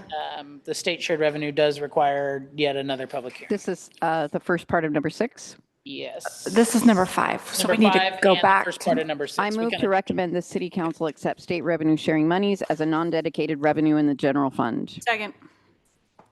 We do need to open a public hearing. All in favor? So sorry, we have to open it. Come on, man. Brandon said we. We need the public hearing first. There's no public here. Well, still have to go through it. The public hearing is now open at 3:26. Oh, so I have to reread that when it's time? Please. Second, yeah. Sorry. Oh, my God. Yeah, let's let Okay, the I next public apologize. hearing happen first, okay? Are we 5 or 6? 5. We are on 5. We're back to 5. Okay. That was on the. I see. Where's Chantel when you need her? It did run a little better then, Dave. Yeah. I'm not going to lie. I think you can close the non-public meeting now. Close. Okay, the public meeting is now closed at 3:26. Okay. Jump right into having a public hearing on that last piece too, so we don't do this wrong again. Now Rebecca can. I move to recommend the city council accept state revenue sharing monies as a non-dedicated revenue in the general fund. Second. All in favor? Aye. Aye. Opposed? All right. Passes unanimously. Yeah. Good. I move to recommend the City of Lebanon City Council levy the permanent property tax rate of $5.1364 per $1,000 of assessed value for operating purposes and $1,917,122 for payment of bond principal and interest. Second. All those in favor? Aye. Aye. Opposed? Passes unanimously. Okay. I move to approve the fiscal year 2027 budget in the We amount already of. did that. Oh, We did that one. We already did that. I retract that motion. Good job. I might recommend we temporarily adjourn as the Lebanon Budget Committee and reconvene as the Lebanon Urban Renewal Agency Committee. Click. This meeting is adjourned at 3:28, and the meeting for the Urban Renewal Agency is now open at 3:28. How'd I do, All Rebecca? those motions. I'm going to assume that the agency chair is going to kick it to me, so I'm going to go ahead and roll into the Urban Renewal Agency budget. I don't have a lot to give you here. This budget is fairly, we usually fly through this year after year. There's not a lot of changes. On page 12, that starts with the Northwest Urban Renewal District.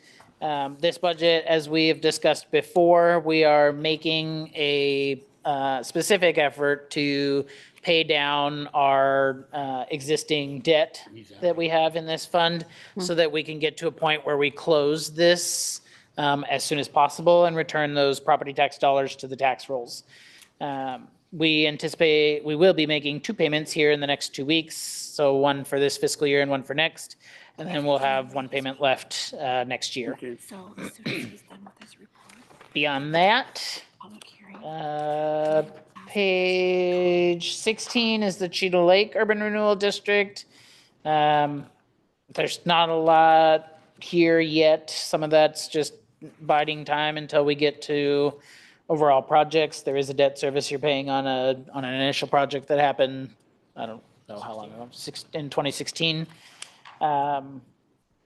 And then North Gateway is where all the good stuff is. So Gateway Urban Renewal District, page 19 of the packet in the back of your book. We have budgeted a significant amount of money as we start to move forward with projects out in that urban renewal district. And I'll let Ron kind of hit what that may encompass. Okay. The cash you see there, a portion of it's going to go to the North 5th Street project, which is reconstruction from Tangent to Mary. I think we've got $500,000 worth of improvements at the senior center that is in that urban renewal district.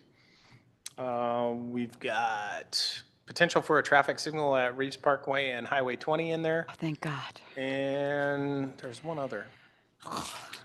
Drawing a blank.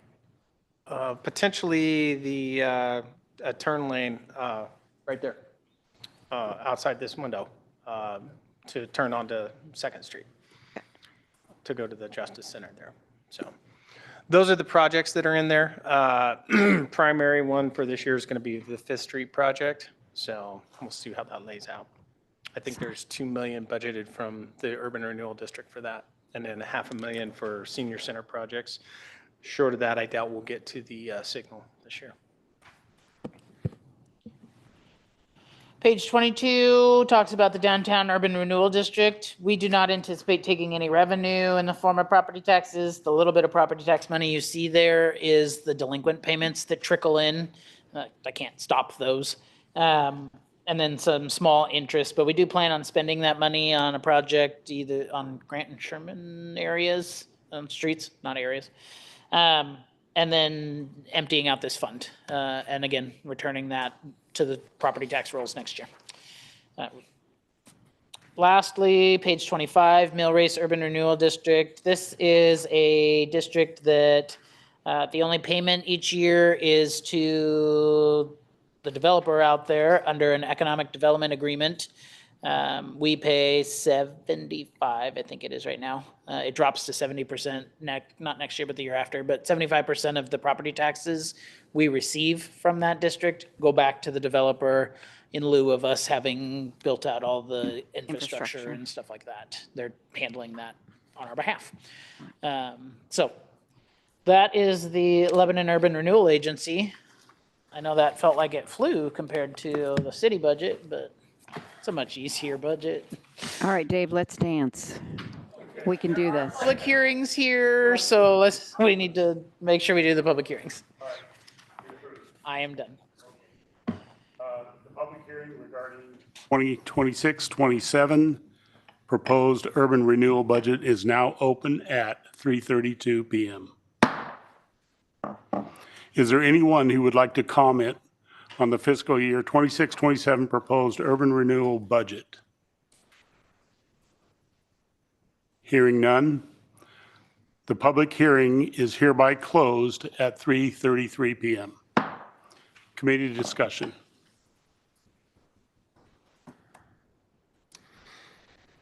That was a rather weak. No discussions? Is there a motion?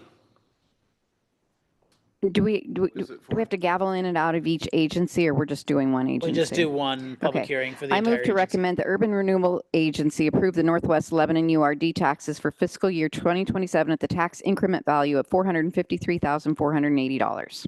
Second. All those in favor? Aye. Aye. Opposed? Passes unanimously. I move to I move. Can I move? Do I keep going? Do I need to reopen this? No. I move to recommend the Urban Renewal Agency approve the Cheetah Lake URD taxes for fiscal year 2027 at the rate of 100% of the amount from the Division of Tax. Second. All those in favor? Aye. Opposed? Okay. Passes. Recommend the Urban Renewal Agency approve the North Gateway URD taxes for fiscal year 2027. Did I just do that one? Nope. Keep going. You did Cheetle. Okay. Sorry. At the rate of 100% of the amount from the Division of Tax. Second. All in favor? Aye. Opposed? Passes. I move to recommend the Urban Renewal Agency approve the mill race URD taxes for fiscal year 2027 at the rate of 100% of the amount from the Division of Tax. Second. All those in favor? Aye. Aye. Any opposed? Passes. Need to hit again. Hit it again? Okay.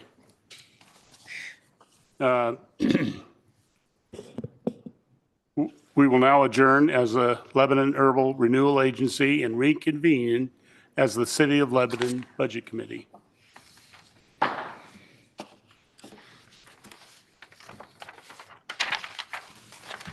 There's some more on the back.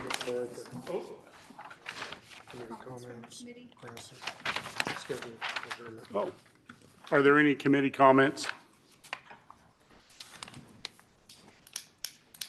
Is there anybody from the press that would like to comment? Seeing none. The next scheduled budget meeting, May 20th, 2026, is not going to happen. This meeting is adjourned at 3:36 p.m.